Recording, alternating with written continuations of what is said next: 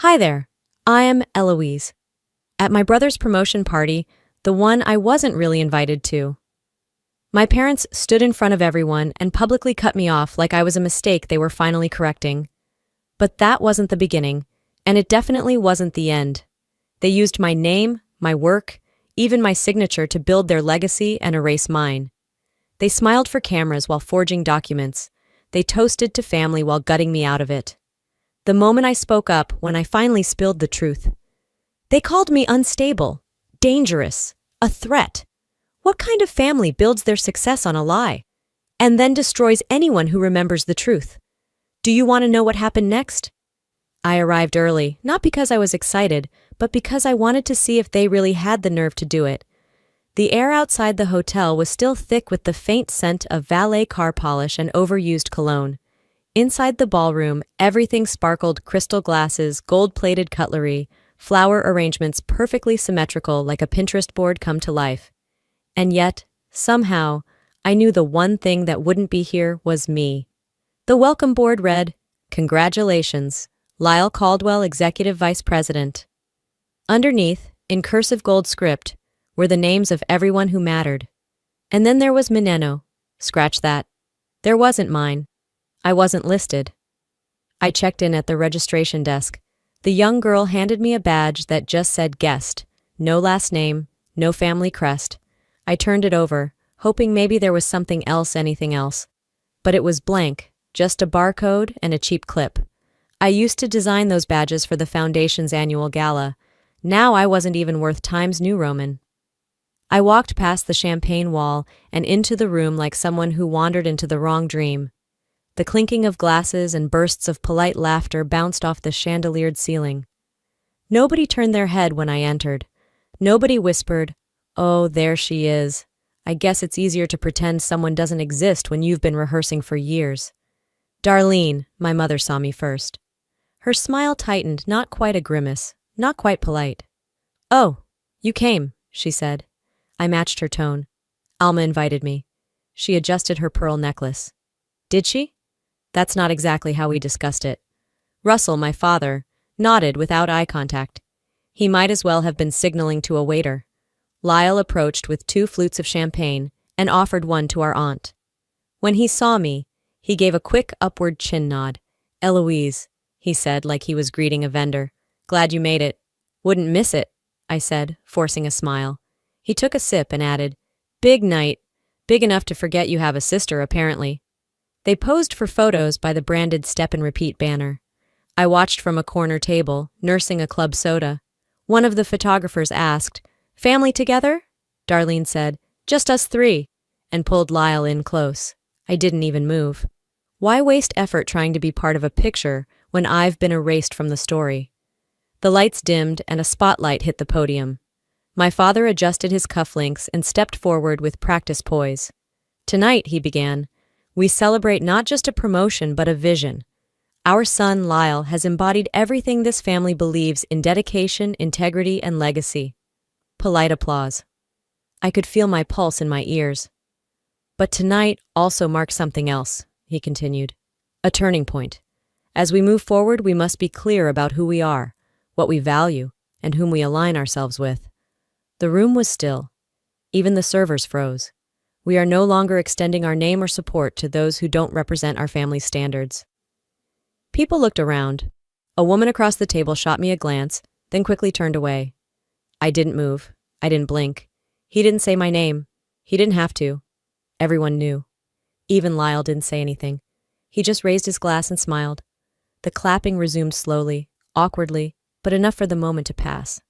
I stood up quietly and left the room. No one followed, not even Alma. I didn't rush out. I didn't cry in the bathroom. I walked, calm, measured, as if I'd done this before, and in some ways, I had just never so publicly. By the time I reached the hotel lobby, the pianist had started playing something soft and forgettable. I crossed the marble floor like a ghost sliding across polished history. The elevator ride to the parking garage was quiet. In the car, I sat in the driver's seat for a full minute before starting the engine. I should have seen it coming, but I didn't think they'd do it in front of donors, colleagues, and strangers. At least when they'd kept me from seeing Grandma Elise before she passed, they'd done it in private. 2 years ago, when I tried to fly in to say goodbye, Darlene told me, "She's not lucid enough. It'll only upset her." But Lyle had gone. He'd spent the whole weekend with her. I only learned that later from a nurse who thought I had been there too. That was the beginning of their campaign, to sideline, soften, eventually silence me. That moment being cut out of Grandma's final memory is the only one that hurt more than tonight. She used to say, "You were always the one who noticed when the mail was late or the dog was limping." I think she meant I cared too much. Or maybe that I noticed things they didn't want noticed. Back in my apartment, I pulled off the badge and tossed it in the trash. I stood in front of the mirror in the hallway, jacket still on. The makeup I'd carefully applied was still perfect, but my eyes looked like they belonged to someone else. "They cut me off," I whispered, "but they're still performing the part. I'm the only one off script." I opened my laptop. The screen glowed in the dark room like an unspoken idea. I didn't know exactly what I was looking for, but I knew I wasn't going to let them write the ending. The next few days bled together, slow and dull like a bad rerun you're too numb to change. I worked from my apartment, barely tasting the coffee I poured, barely noticing the passing hours. Most mornings I sat at my kitchen island, answering donor emails and drafting foundation reports like I hadn't just been gutted in front of 100 people. The glow of the laptop screen was the only light I trusted anymore.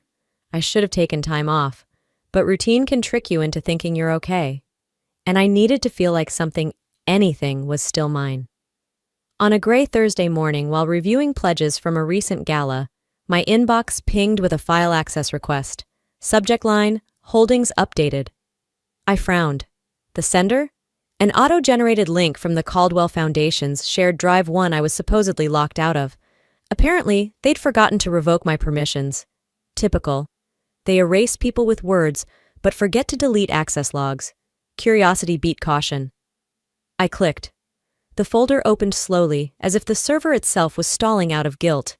Inside, tax folders, donation tracking sheets, and one file that froze me cold.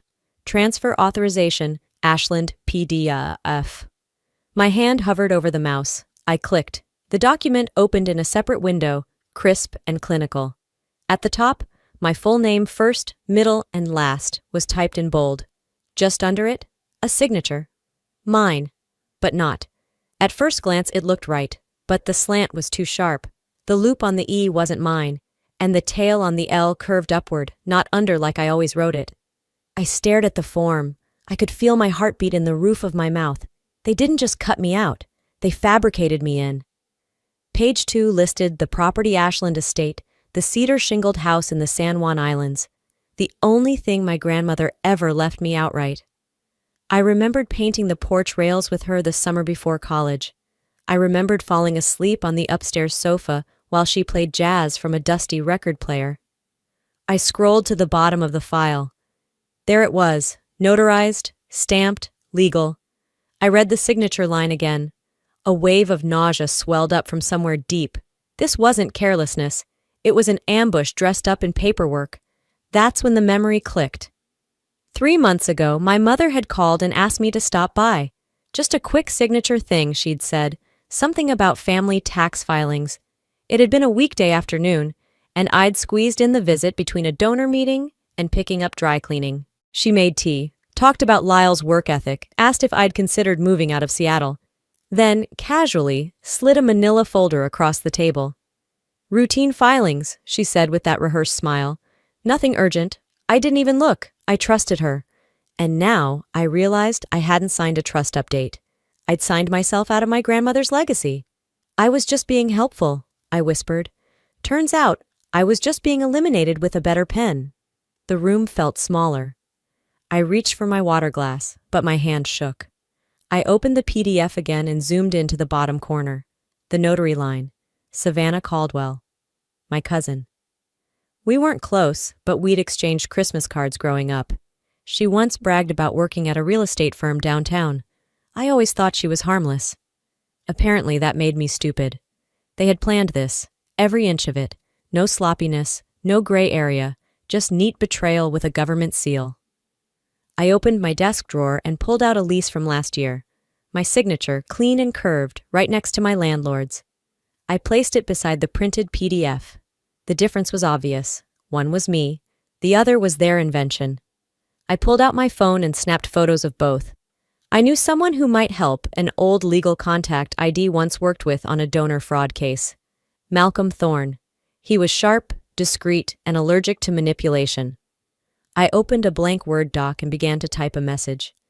My fingers didn't move fast. My hands were still trembling. But my voice, even silent, had started to return.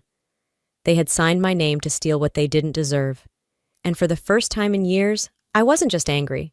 I was done waiting. After sending Malcolm the files, I didn't sleep much.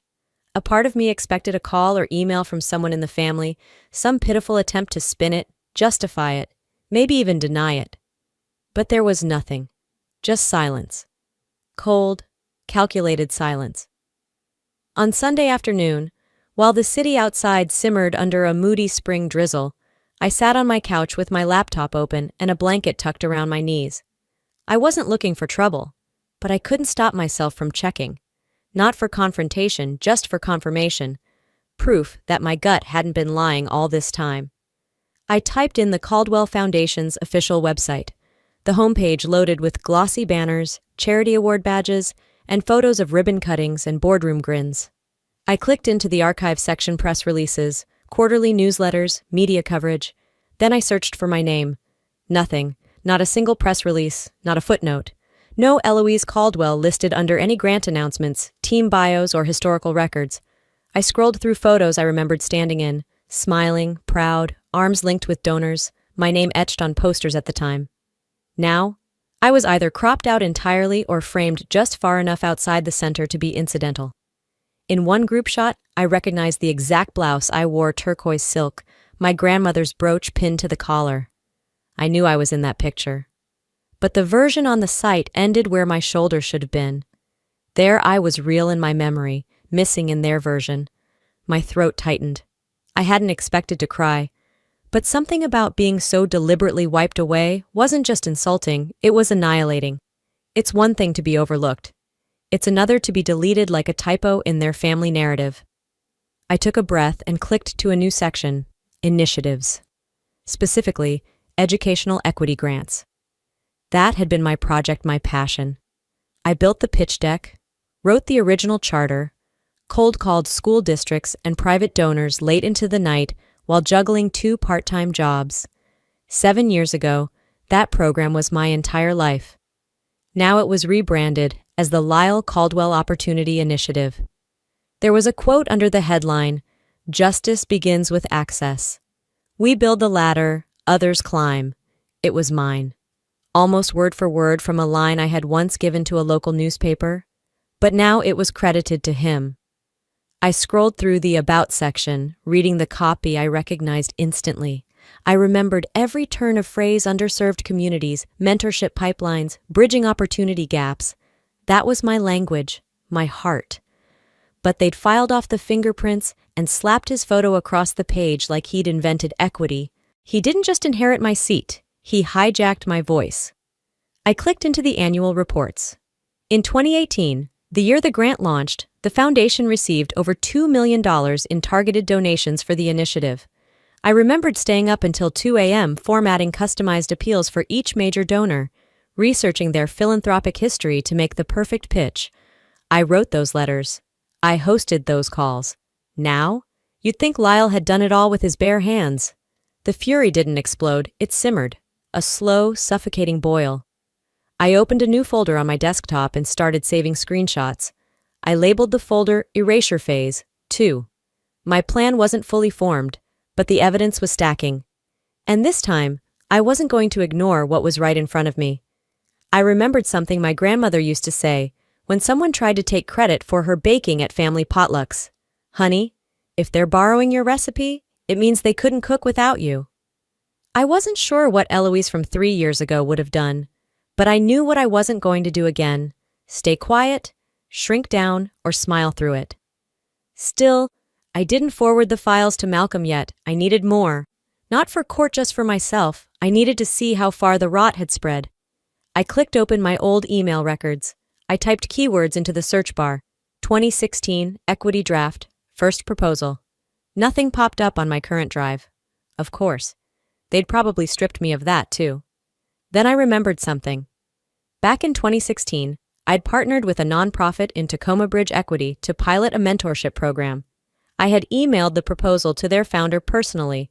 She was sharp, principled, and kept hard copies of everything because clouds vanish and humans lie, as she once put it. I drafted a message. Hi Maya, quick question. Would you happen to still have the original 2016 proposal draft for the equity grant? It would have started with the sentence, "Justice isn't a concept. It's a choice we have to fund." I paused, reading it back before hitting send. It was a simple ask, but one that could unravel everything. I didn't want revenge. I wanted the record restored, with my name on it, nothing more and nothing less. Maya's reply didn't come that night. That was fine. I wasn't sitting by the inbox like I used to, not anymore. Instead, I focused on breathing, on preparing, on sharpening every broken edge they'd handed me into something that could finally cut back. 2 days later, I got the first blow unintentional, but sharp enough to slice. A LinkedIn notification.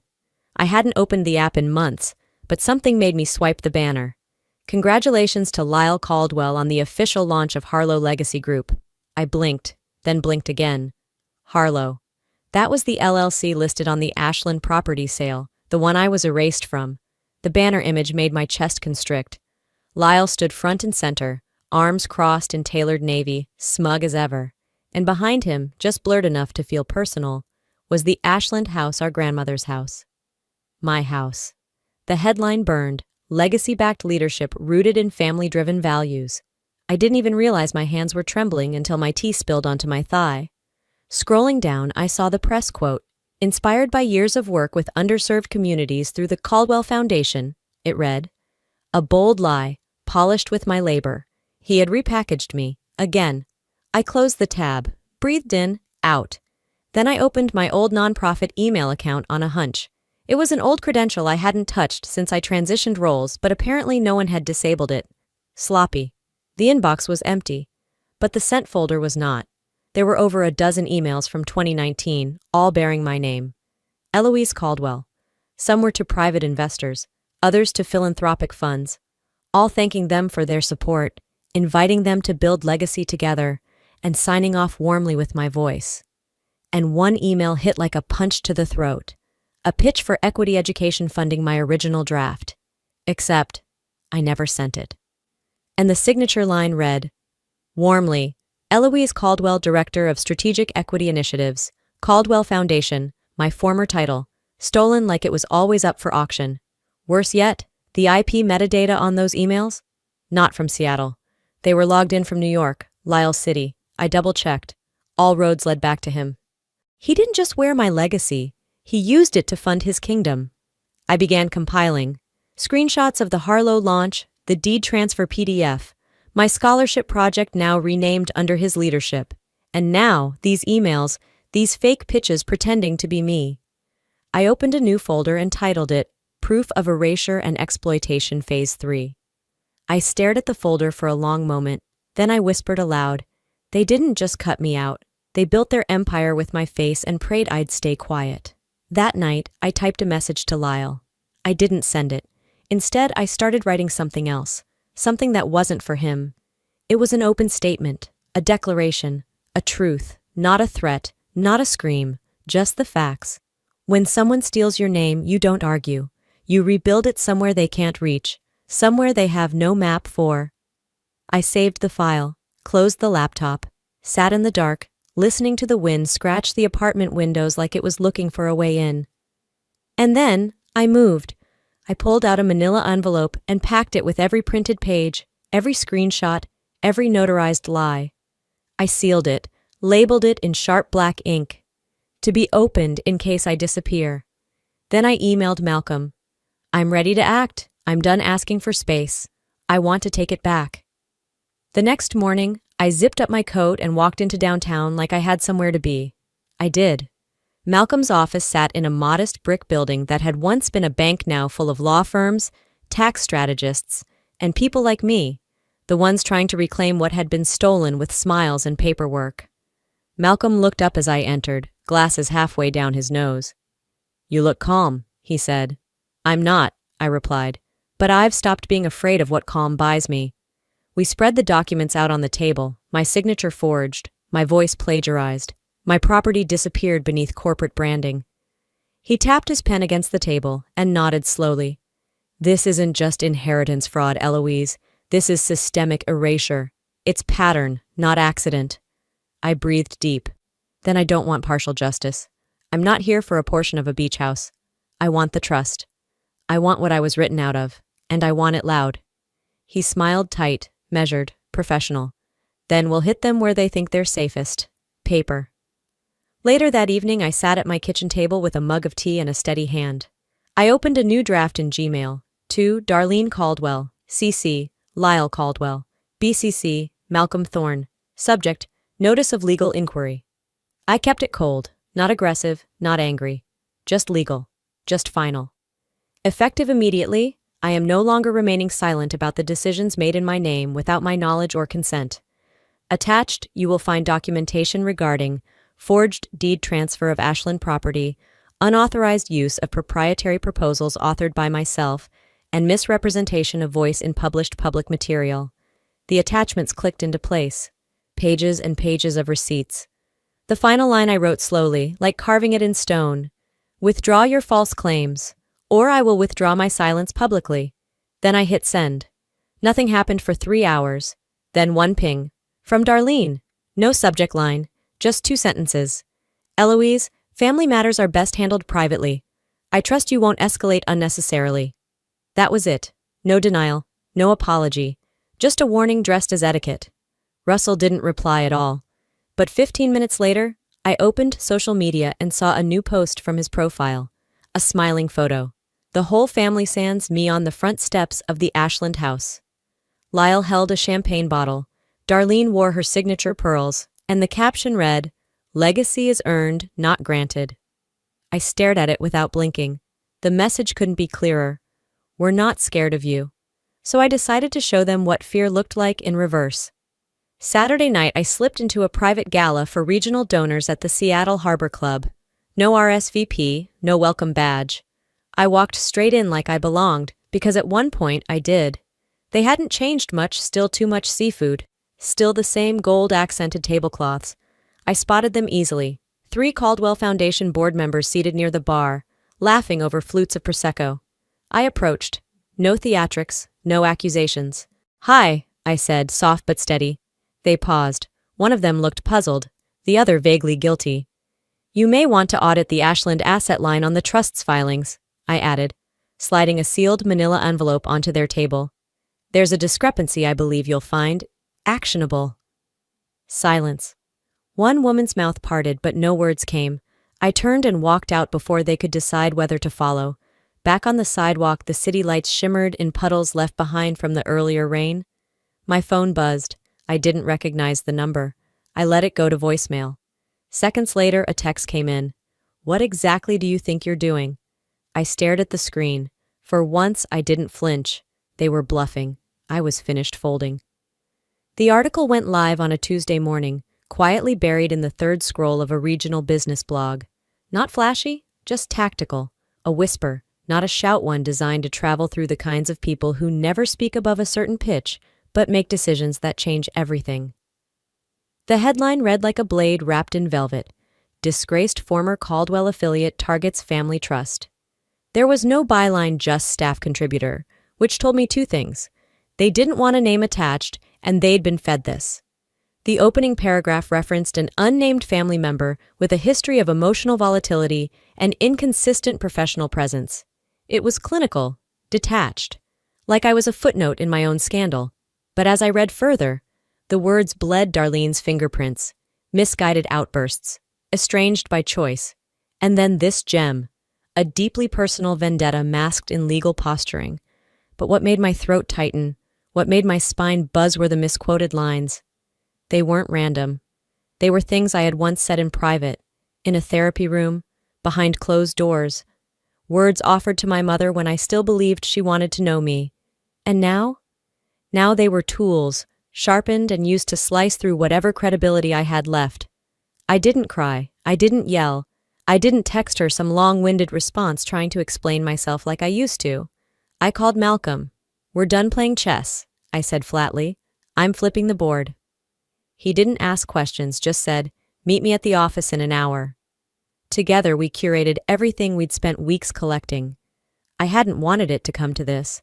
I'd hoped naively that shining a light quietly would be enough, but they made it public, so I would too. The watchdog organization we used was one we both trusted, nonpartisan, legally shielded, and tenacious. They weren't in it for clicks, they were in it for impact. The file we uploaded didn't name names, but it didn't need to. The evidence spoke louder than any headline. A scanned deed showing a forged signature. Internal memos contradicting public asset declarations. Email headers confirming I had been impersonated in multiple grant applications. Misused quotes. Stolen language. Financials missing entire years of my work. Each upload felt like a heartbeat, steady and unrelenting. By the next morning, the ripple was real. The Caldwell Foundation disabled comments across all platforms. Their Instagram bio changed from family-led philanthropy to serving communities since 1982. A neutral PR move, but telling. Lyle deleted 3 posts, including one with the Ashland property in the background, then went dark. Darlene didn't call. She texted, "You're hurting the family. Is that really who you are?" I stared at her message. My thumbs hovered above the screen for a second, then dropped it on the kitchen counter without typing a word. Instead, I uploaded one more document, an email signed in my name, dated 6 weeks after I'd been removed from the board. A donor thank you note sent from an account that should have been deactivated. The signature had been lifted from a scanned HR form. "You wanted silence," I muttered aloud. "You turned it into a weapon." Later that afternoon, a number I hadn't saved lit up my screen. "Eloise?" the voice asked. "Yes, it's Nadine, from Pacific Lift. We worked together during the Phoenix grant." My breath hitched. I remembered her sharp, no-nonsense kind. She had once said, "Policy means nothing if it only looks good on paper." "I saw the documents," she continued. "It took guts. I know what you're risking." "I didn't want to do it this way," I said. "But you did it. You're being heard. Don't let them quiet you again." After we hung up, I stepped outside. The Seattle air was crisp, salty with wind from the sound. I walked until the noise in my head settled, until my steps felt like mine again. At the mailbox, I dropped in a thick envelope addressed to the State Attorney General. Inside was the entire file phase 1 through 3 with a note on top, requesting formal investigation into document forgery and misrepresentation of charitable intent by trustees of the Caldwell Trust. No drama, no flourish, just truth. Later that evening, while pouring tea and staring at a sky smeared in charcoal clouds, I checked my email. There it was. Subject, no subject. Sender, anonymous. Attachment, March board meeting internal only, MP3. My finger hovered, then I tapped. Voices filtered in, muffled and distant. Someone had clearly recorded from inside a purse or under a table. Darlene spoke first, calm, deliberate. "Callista fits the image we need, fresh, articulate, uncomplicated." A man snorted. "And Eloise?" There was a pause. "She's too cerebral, too bruised. She doesn't sell legacy. She questions it." Another voice cut in. "Let's be honest. Callista is our future. Eloise doesn't fit the narrative." A few murmurs followed, then laughter. The sound of paper sliding across a table. "She's a liability," someone said. "Well, clean the slate. Keep the story clean." I hit pause. I wasn't even a person to them anymore. I was a problem to delete. But they had underestimated one thing. Deleted doesn't mean gone. The email sat open on my screen. The audio file paused mid-laughter. The cursor blinked in rhythm with my pulse, steady and cold. I leaned back in my chair, the darkness around me buzzing with a new kind of silence, not defeat this time, but calculation. I didn't sleep much that night. By morning, the headlines were missing, gone. The Watchdog blog that had posted the evidence, under maintenance.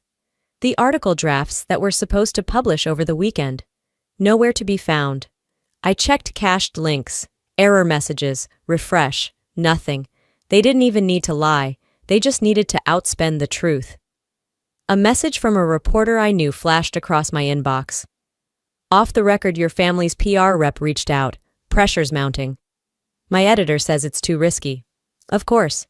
They were painting over the crime scene while I was still bleeding in the middle of it. I didn't panic. I documented. Every downed URL. Every pulled headline. I screen-recorded timestamps, archived caches. They could smother coverage but not the receipts. Later that afternoon, my phone buzzed with a familiar name. Jamie. We'd worked on community grants together back when my name meant something in that circle. Hey, Eloise, she started, her voice tight. I got a call this morning from a shared donor rep. They said, well, they hinted, if I stay connected to you, my program might not get renewed. I closed my eyes, fighting the sting behind them. Jamie, I understand. You don't owe me anything. No, I do, she snapped. But I can't risk 30 kids losing their spots over this. I'm sorry. We hung up. 15 minutes later, another contact unfollowed me, then sent a DM. You didn't deserve any of this, but I have 2 staff to pay. I'm so sorry. The rooms were growing colder. Doors I helped build were closing quietly, but deliberately. That night, I organized my folders by damage level. Media interference, donor retraction, board sabotage. Each click was fuel, not fire. I wasn't burning out. I was sharpening. The following morning, I filed a complaint with the Washington State Attorney General's office. I uploaded every document. Forgery, impersonation, financial misrepresentation. I included metadata logs and timeline analysis. No dramatic cover letters, just facts. I printed a copy of the filing, slid it into a folder labeled Phase 4 Litigation. On the cover, I handwrote one sentence. They wanted silence. I gave them consequences. Before dropping it at the mailbox, I made a copy for myself and left it on the kitchen counter. I wanted to see it when I walked through the door. Proof I wasn't imagining any of it. 2 days later, I got an email from Aunt Alma. Subject line, they've crossed a line. Attached was a PDF of Darlene's so-called family unity statement sent to relatives, family friends, and donors. It was dressed up in words like misunderstood, mental stress, and disruption of harmony. But it was all about me. Buried in paragraph 5, we love our daughter, but Eloise's instability has made it impossible to keep her involved in family affairs. Her recent actions stem from confusion, not cruelty. Underneath it, Alma's note, I told them this isn't just a misunderstanding. I told them you weren't confused. I told them I'm with you. That was the first time since all this began that I cried, but only for a minute. Then I gathered every document, slipped them into my briefcase, and headed downtown. The law firm Malcolm connected me with had a reputation for handling trust disputes with surgical precision. At the front desk, I handed over the paperwork. The receptionist didn't ask questions, just nodded and filed it away. The motion to freeze the Caldwell Family Trust was now official. I stepped back outside into the crisp afternoon light. A chill cut through my coat, but I didn't rush. Across the street I saw him, Lyle, leaning against his SUV, hands in his pockets, expression unreadable. We locked eyes. He didn't move. Neither did I. I turned first, not because I was avoiding him, because I had better things to do. The sidewalk outside the courthouse felt colder than it had earlier. Maybe it was the adrenaline drop. Maybe it was just the realization that everything from this point forward would be public record. I didn't glance back to see if Lyle was still watching. I didn't need his expression to validate anything anymore. I hailed a cab and rode in silence. No music, no small talk. The city blurred past the window, and I watched it with the stillness of someone who'd been called everything except right. The ride ended in front of the courthouse annex, a plain gray building that didn't try to pretend it was anything other than what it was. A place where truth got tested, and sometimes, if you were very lucky, spoken aloud. Inside, I passed through security, rode the elevator to the 3rd floor, and stepped into a room so quiet it hummed. A single judge presided. No press, no cameras, just lawyers, files, and history waiting to be rewritten. The hearing started like most civil disputes do, quietly. My legal counsel, Malcolm, opened by stating the basis of our claim. unlawful transfer of inherited property, identity misrepresentation, and financial fraud within a family trust. Lyle didn't look at me. Darlene's fingers tapped once, twice, against the legal pad in front of her. Russell sat back, hands folded like a man awaiting a sermon he'd already stopped believing in. Then came the evidence. Malcolm's voice was steady as he moved through it all. First, the forged deed to the Ashland property, notarized under suspicious circumstances. Then, a stack of internal memos, printed emails showing my digital identity, had been hijacked to communicate with donors and partners. And finally, the audio recording. My stomach clenched the moment it began. She's too cerebral, too bruised. She doesn't sell legacy. The courtroom stayed silent, but the air changed. Even the judge's expression flickered a twitch at the edge of her mouth, a recognition of something mean, something small. When the audio ended, Darlene shifted in her seat like she'd swallowed something sharp. She tried to speak, to object, but the judge lifted a hand and said, "This is admissible and documented. Well, continue." Next came the will, the original one. My grandmother's, signed, notarized, dated 3 weeks before the so-called revision. The paper looked older, softer at the corners. But the ink was clear. Then they asked if I wanted to make a statement. I stood up, smoothed my skirt, and looked directly at the judge. Not at my family, not yet. "I have 3 questions," I said. What did they gain by erasing me? Was it worth their reputations? And would my grandmother, the woman who raised me, have approved of what they did in her name? No one answered, not a single word. But in that silence, everything was said. The judge took a short recess before returning with the temporary ruling. All financial activity within the Caldwell Family Trust is hereby frozen pending further investigation, she said, her tone neutral but firm. Ms. Eloise Caldwell's name is to be reinstated on all legal documentation related to the Ashland property until this matter is resolved through due process. Then she looked directly at Darlene. Furthermore, this court will forward all relevant materials to the Office of the State Attorney General for review under possible fraud and identity theft charges. Darlene went pale. Lyle stood up and walked out, not even bothering to meet my eyes. Russell?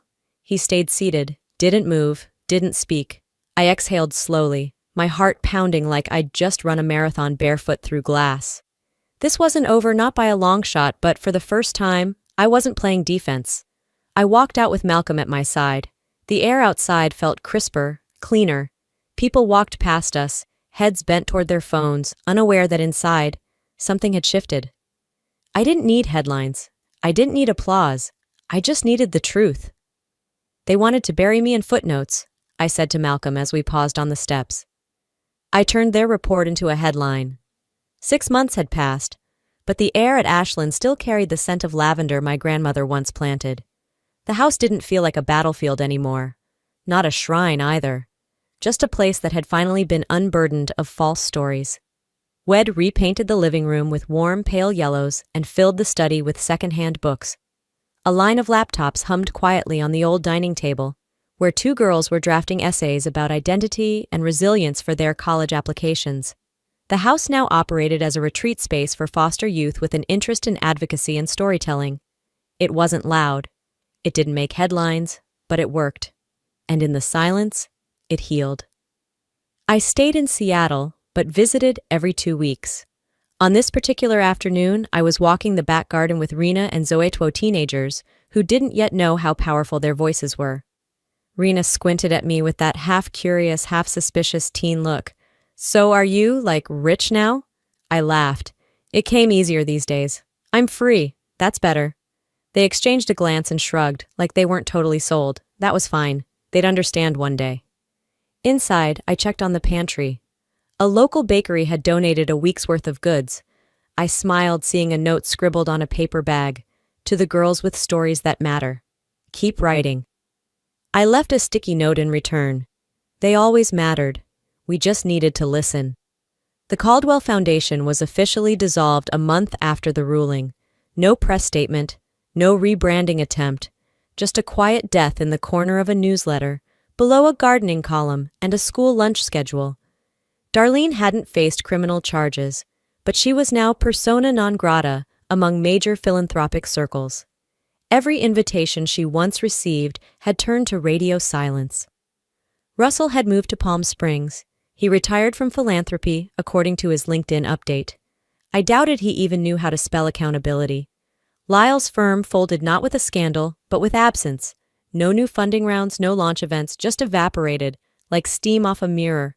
None of them reached out after the ruling. And I didn't go looking either. Some silences are weapons. Some are offerings. Mine was both. 2 months ago, an envelope arrived at my mailbox. No return address. Just my name, written in familiar but hesitant handwriting. Inside was a photograph. Faded. Us as kids, sitting on the steps of Ashland. Lyle had a popsicle melting down his arm. I had my hand shielding his from a bee. On the back, in simple pencil. I'm sorry, I didn't know how to be brave. I didn't cry. I didn't tear it up either. I placed it inside the back of a sketchbook I hadn't touched in years, and closed it softly. I didn't need him to say more. I just needed him to stop taking. I spoke last week at a small panel about donor accountability hosted by a local library. Someone asked if I'd do it all again. Yes, I answered. Not because of what I lost, but because of what I refused to let others define for me. A woman in the third row raised her hand. She was young, maybe early 20s, with a notebook full of scribbles and underlines.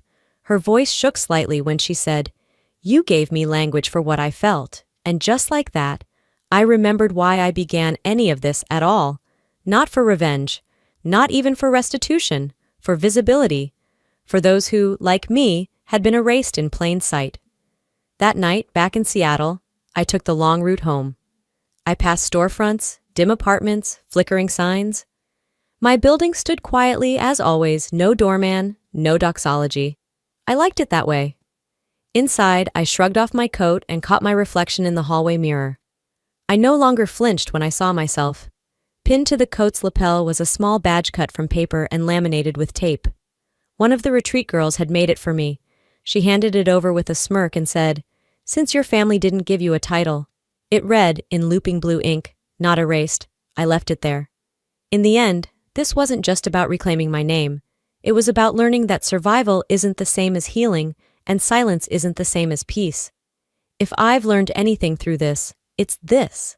When people try to erase you, it says more about their fear than your worth. Your value doesn't disappear just because someone refuses to recognize it.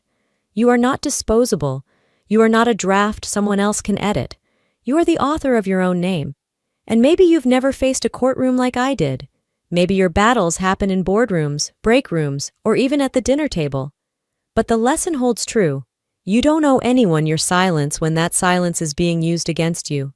Speak up, not because it's easy, but because your truth deserves air. And healing. It doesn't come from justice alone. It comes from reclaiming the space you were told you didn't belong in. Now I want to hear from you. Have you ever been underestimated, overlooked, rewritten in someone else's version of the story? Drop A in the comments, type 1 if this story hit home, or share where you're watching from. And if you've ever had to fight to reclaim your own story, tell us what kept you going. If this video spoke to your heart, helped you reflect, or simply made you feel seen, please hit that subscribe button so you don't miss the next story. Your story matters, and someone somewhere needs to hear it. Thank you for listening.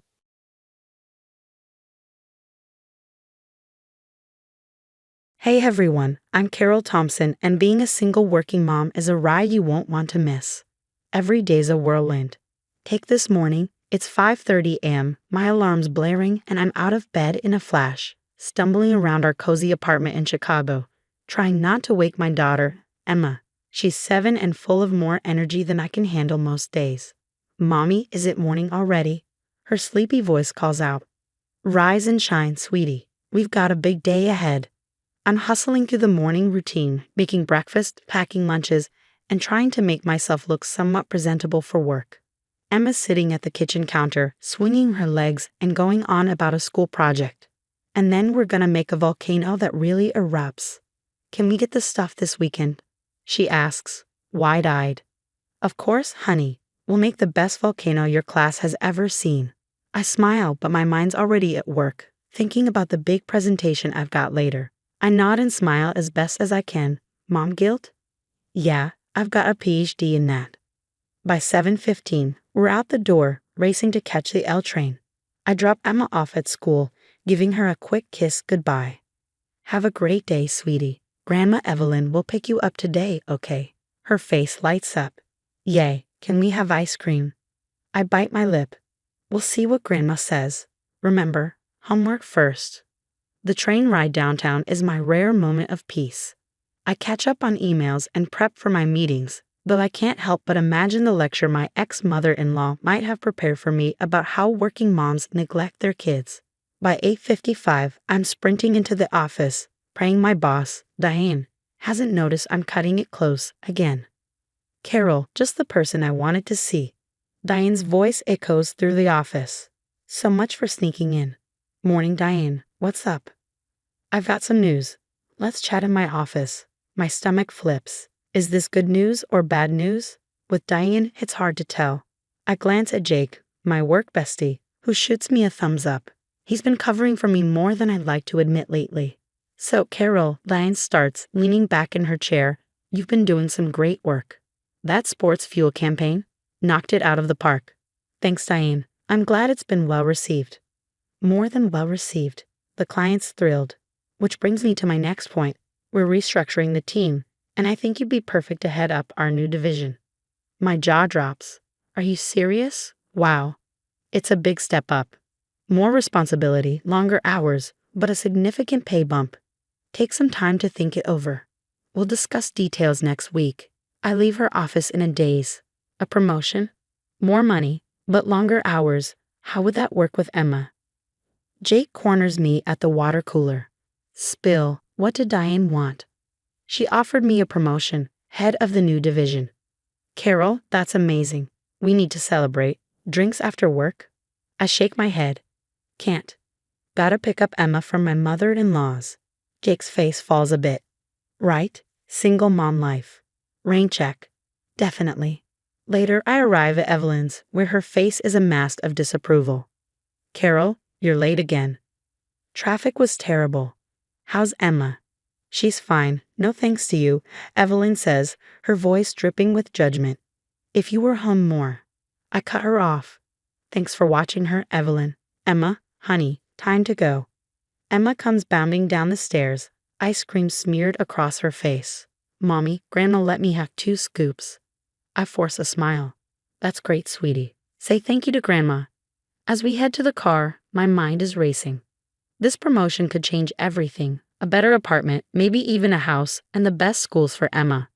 But would I have enough time for her? But at what cost? Little did I know, this dilemma was just the beginning of a storm about to turn my life upside down. I took a deep breath, stepped into Diane's office, and said, I'm in. Just like that, my life kicked into high gear, new title, new responsibilities, and a whole lot more stress. First order of business, finding someone to watch Emma after school. Enter Sarah, a bubbly college student with a schedule as flexible as a gymnast. So you'll pick her up at 3:30, help with homework, and start dinner? I asked, running through the checklist for the millionth time. Sarah nodded enthusiastically. Absolutely, Miss Thompson. Emma and I are going to have a blast. I should have known Evelyn wouldn't take this lying down. That weekend, she showed up at my door, her face like thunder. A stranger watching my granddaughter. Have you lost your mind, Carol? She's not a stranger, Evelyn. She's a responsible adult. A responsible adult who isn't family. Evelyn cut me off. I thought we agreed I'd take on more responsibility with Emma. I bit back my frustration. I appreciate your help. With my new position, I need consistent childcare. Sarah can provide that. Evelyn's eyes narrowed. Your new position. Of course, always putting your career first, aren't you? The jabs didn't stop there. Evelyn started popping up unannounced, always when Sarah was watching Emma. At work, things were just as tense. I was drowning in meetings and deadlines, barely keeping my head above water. You look like you could use this, Jake said, sliding a coffee across my desk. I grabbed it gratefully. You're a lifesaver.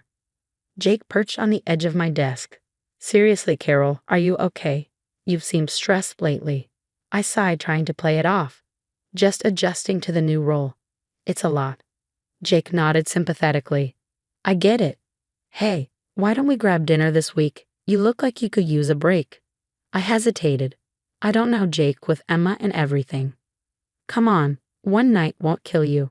You deserve some adult conversation that doesn't revolve around marketing strategies. I laughed, feeling some tension ease from my shoulders. All right, you've twisted my arm. Little did I know, Melissa from accounting had overheard our exchange. By lunchtime, the office was buzzing with whispers about an affair between Jake and the new division head. As if I didn't have enough on my plate. Then, out of nowhere, Mark, Emma's father, decided to make an appearance. I was thinking I could take her for the weekend, he said over the phone, his voice unusually cheerful. I frowned. This is unexpected. What brought this on? Can't a father want to spend time with his daughter? Against my better judgment, I agreed. When Emma came back, she was bubbling with excitement. Daddy took me to the zoo, and Grandma made cookies, and we had a tea party. My heart sank as she rattled on about her perfect weekend with Mark and Evelyn. I tried to squash the jealousy rising in my chest. That sounds wonderful, sweetie. I'm glad you had fun. The final straw came on a Tuesday afternoon. I was in the middle of a presentation when my phone buzzed. It was Emma's school. Miss Thompson, we had a situation. Your mother-in-law tried to pick up Emma without authorization. My blood ran cold. Is Emma okay? She's fine but upset. Mrs. Winters insisted you were stuck at work and couldn't be reached. I closed my eyes, trying to keep my voice steady. I'll be right there. As I rushed out of the office, ignoring the curious stares, I couldn't shake the feeling that this was just the beginning of a much bigger problem. Evelyn was playing a dangerous game, and I was terrified of what her next move might be. I stormed up to Evelyn's front door, my blood boiling. The second she opened it, I let loose. What the hell were you thinking, trying to take Emma from school? Evelyn's face hardened. Someone had to look out for that child's best interests. Her best interests? You mean your interests? Face it, Carol, you're an unfit mother. Always at work, leaving Emma with strangers. It's time someone stepped in. I felt like I'd been slapped. What? What are you talking about? Evelyn's eyes glittered with malice. Mark and I have been talking. We think it's time Emma had a stable home environment with her father. My world tilted. You can't be serious. Oh, I am, Evelyn said, her voice icy. And with my resources, don't think for a second you can stop us. I left Evelyn's house in a daze, my mind reeling. At home, I noticed Emma growing quieter, more withdrawn. One night, I found her crying in her room. Baby, what's wrong? Emma hiccoughed. Is it true? Are you going to send me away to school because of your job? My heart shattered. What? No. Who told you that? Grandma Evelyn said you might, 'cause you're always so busy. I pulled Emma close, fury and heartbreak warring inside me. Listen to me. I will never send you away. You are the most important thing in my life. Always. Just then, Mark stood up, looking uncomfortable. Carol, we need to talk. About what? I snapped, though I knew what was coming. He pulled out a stack of papers. I'm filing for full custody of Emma. I felt like I'd been punched in the gut. You've got to be joking. You've barely been in her life for years. Evelyn jumped in. That's because you've pushed him away. Always too busy with your precious career to make time for Emma's father. That's rich coming from you, I snarled. You're the one poisoning Emma against me. You can't raise Emma to be a proper lady, Evelyn shot back. You're too busy trying to be a man in that corporate world of yours. I saw red. A proper lady? Is that what this is about? You want to mold Emma into some 1950s housewife fantasy. Mark looked confused. Mom, what is she talking about? Evelyn waved her hand dismissively. Oh, please, she's filling your head with nonsense. We're doing what's best for Emma. I took a deep breath, my hand inching towards my phone in my pocket, making sure the recording app was still running. No, Evelyn, you're doing what's best for you. You've always hated that I work, that I'm independent. This isn't about Emma at all, is it? It's about control. Evelyn's mask slipped for a moment, her eyes flashing with anger. You ungrateful little. I'm trying to save my granddaughter from turning out like you. Mark's eyes widened. Mom, what are you saying? As they left, with Evelyn shooting daggers at me, I sank onto the couch. My hands were shaking. But for the first time in months, I felt a glimmer of hope. The game had changed, and now I had the upper hand. The next day, I met Mark at a little cafe where we used to have our first dates. I slid my phone across the table. You need to hear this. As the recording played, Mark's face shifted through a rainbow of emotions: shock, anger, disbelief. When it ended, he looked at me with new eyes. Carol, I had no idea. Mom told me you were neglectful, an unfit mother. Yeah, I got that memo. Mark ran a hand through his hair. God, I've been an idiot. I'm so sorry. It's not just me you need to apologize to, I said, thinking of Emma. He nodded, looking ashamed. You're right. I want to make this right. Weekend visits. No more using Emma as a pawn. For the first time in years, I felt like Mark and I were on the same team. Now came the hard part, dealing with Evelyn. I invited her over, my heart pounding as I laid down the law. You can see Emma, but only under supervised visits. No more undermining my parenting, no more manipulation. If you can't respect these boundaries, you won't see her at all. Evelyn's face turned an impressive shade of purple. You can't do this. I'm her grandmother. Watch me, I said, surprised by my own calm. Work became a joy again. My team launched a hugely successful campaign, and I felt on top of the world. At home, as I tucked Emma in that night, I couldn't help but reflect on how far we'd come. Mommy, Emma said sleepily, I'm glad you're my mom. That's the end of my story, everyone. Now I have a question for you. Do you think it's possible to be both a successful career woman and a good mother? Or are we always sacrificing one for the other? Share your thoughts in the comments below. Your experiences and opinions matter and might help someone else who's struggling with this balance. If you enjoyed this story and want to hear more like it, don't forget to hit that like button and subscribe to the channel. Your support means the world to me and helps me continue sharing these real-life experiences. Thanks for listening.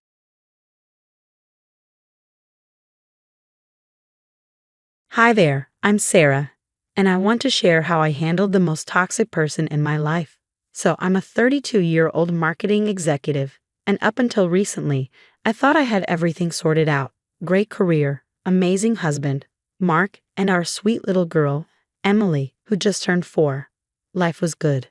But then there was Jessica, Mark's younger sister. At first, I thought we'd get along great, maybe even become close friends. But I couldn't have been more wrong. From the beginning, I got this weird vibe from her. She'd give me these looks like she was sizing me up. I tried to ignore it, telling myself I was just imagining things. Sarah, you're overthinking it. Mark would reassure me whenever I brought it up. Jess is just a little intense, she means well. Still, I couldn't shake the feeling something was off, especially during family gatherings. She'd make these backhanded compliments like, "Oh, Sarah, that dress is so bold. I could never wear something so daring at your age." I mean, seriously, I'm only 3 years older than her. Fast forward to our 5th wedding anniversary. Mark and I were planning a long overdue night out, just the two of us. How about that new rooftop restaurant downtown? Mark suggested, his eyes lighting up. It sounds perfect. I replied, but a small worry crept in. What about Emily? That's when Jessica jumped in, all smiles. I can watch her. You two need a night out. The idea of leaving Emily with her made me uneasy, but Mark seemed so excited, and I didn't want to start an argument. Are you sure? I asked, hoping to detect any sign of insincerity. Of course, Jessica beamed. Emily and I will have a great time, won't we, sweetie? Emily just shrugged, too busy with her coloring to notice the tension. Mark squeezed my hand. It'll be fine. Let's do it. That evening, we got all dressed up and ready to go. I knelt down to Emily's level, giving her a big hug. Be good for Aunt Jessica, okay? Mommy and Daddy will be back soon. As we left, I couldn't shake a strange feeling, like something in Jessica's smile wasn't quite right, but I pushed the thought away. It was just one night. What could go wrong? Oh, if only I'd known then what I know now. Mark and I arrived at the fancy restaurant, chandeliers sparkling overhead, the smell of gourmet food in the air. We ordered champagne to celebrate our 5 years together. To us, Mark said, raising his glass, and many more years of happiness. I clinked my glass against his, but my gut wouldn't let me fully relax. Do you think Emily's okay? I asked. Babe, she's fine, Mark reassured me, reaching across the table. Jessica's got this. Try to enjoy tonight. I nodded, trying to shake the worry. For a little while, I did. We chatted, reminisced about our wedding, and even started planning a family vacation. The tension started to melt away. "Remember our first dance?" Mark asked with a grin. "I was so nervous I almost stepped on your dress." I laughed. "How could I forget? You looked terrified." Just as our main course arrived, my phone buzzed. It was an unknown number. "Weird," I muttered, declining the call. "Probably just a telemarketer." But then it rang again. And again. By the third call, my heart was racing. "Hello," I answered, my voice shaky. "Is this Sarah Thompson?" a deep voice asked. "Yes. Who's this?" "Ma'am, this is Firefighter Johnson from Station 12. We have your daughter here." My blood ran cold. "What? That's impossible. She's with her aunt." "I'm afraid not, ma'am. She was found outside our station about 20 minutes ago." I bolted upright, nearly knocking over my glass. "We're coming right now." Mark stared at me, confused. "What's happening?" "Emily's at the fire station, alone. We need to go. Now." We rushed out, not even stopping to pay the bill. During the drive, my mind was spinning. How could this happen? Where was Jessica?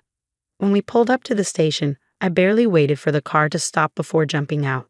Inside, I saw Emily sitting on a bench, tears streaking down her face. "Mommy," she cried, running into my arms. I held her tight, my own tears falling. "It's okay, baby. Mommy's here. You're safe." A firefighter approached, his expression grim. "We've called the police. They'll want to speak with you." Mark came in, looking shocked. "Where's Jessica?" What the hell happened? I shook my head, my fear turning to anger. "I don't know. But when I found out what Jessica had done, I swore she'd regret ever offering to babysit." As we waited for the police, all the signs I'd ignored over the years flooded my mind. The snide remarks, the jealous glares. How could I have been so blind? One thing was certain. Jessica was going to pay for this. No one messes with my family and walks away unscathed. The next few days were a blur. Police interviews, sleepless nights, and Emily clinging to me as if she'd never let go. I couldn't blame her. The cops were doing their investigation. But I needed answers now. "I'm hiring a private investigator," I announced to Mark over breakfast. He sighed, rubbing his temples.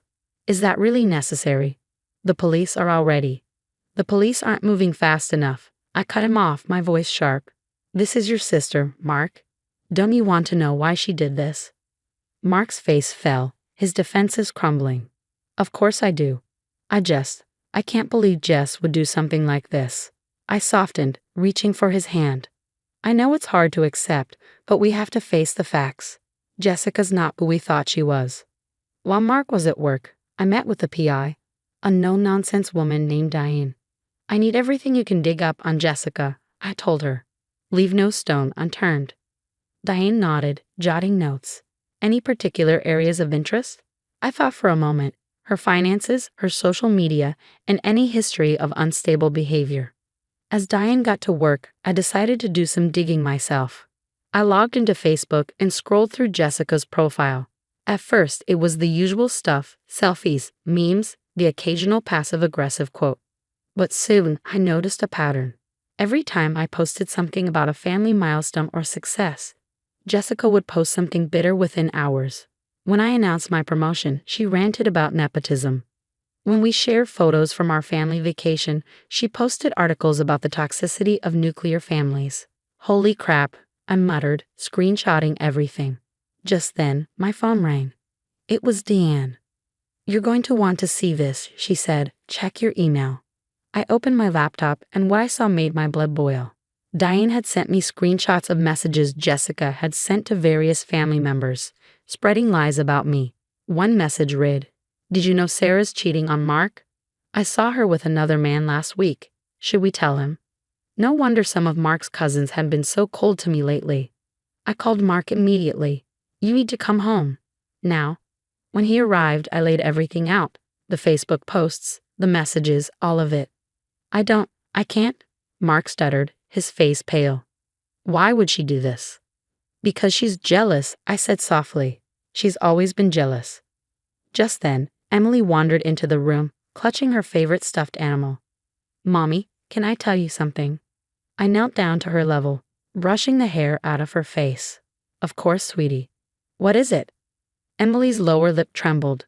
Aunt Jessica said mean things when you were gone. She said you didn't really love me. That's why you left me. With her words, Mark's head snapped up, his eyes blazing with anger. She said what? He growled. I hugged Emily tighter, my heart breaking. It's not true, baby. Mommy and Daddy love you more than anything in the world. Emily snuggled into my arms, and I met Mark's gaze. The pain and betrayal in his eyes mirrored my own. We need to talk to my parents, he said grimly. They need to know what Jessica's done. I nodded, already formulating a plan. Jessica thought she could mess with my family, but she had no idea who she was dealing with. The truth was coming out, and there would be nowhere left for her to hide. The next morning, the call we'd been waiting for finally came. The police had found Jessica hiding out at a friend's place. They brought her in for questioning, and that's when it all unraveled. We're pressing charges, I told Mark as we drove to the station. He nodded, his jaw clenched. Good. She needs to face consequences for once in her life. At the station, we watched through a two-way mirror as Jessica broke down during the interrogation. I just wanted her to know what it feels like to lose everything, she sobbed. Sarah has it all. The perfect job, the perfect husband, the perfect kid. It's not fair. A wave of anger and pity washed over me. She's been planning this for months, the detective said. It wasn't just a spur-of-the-moment thing. Mark's parents arrived at the station, looking devastated. His mom's voice trembled as she asked, Is it true? Did Jessica really? I nodded grim. I'm sorry, but yes. We have proof. We showed them everything, the social media posts, the lies she spread, and even Emily's statement about the cruel things Jessica had said.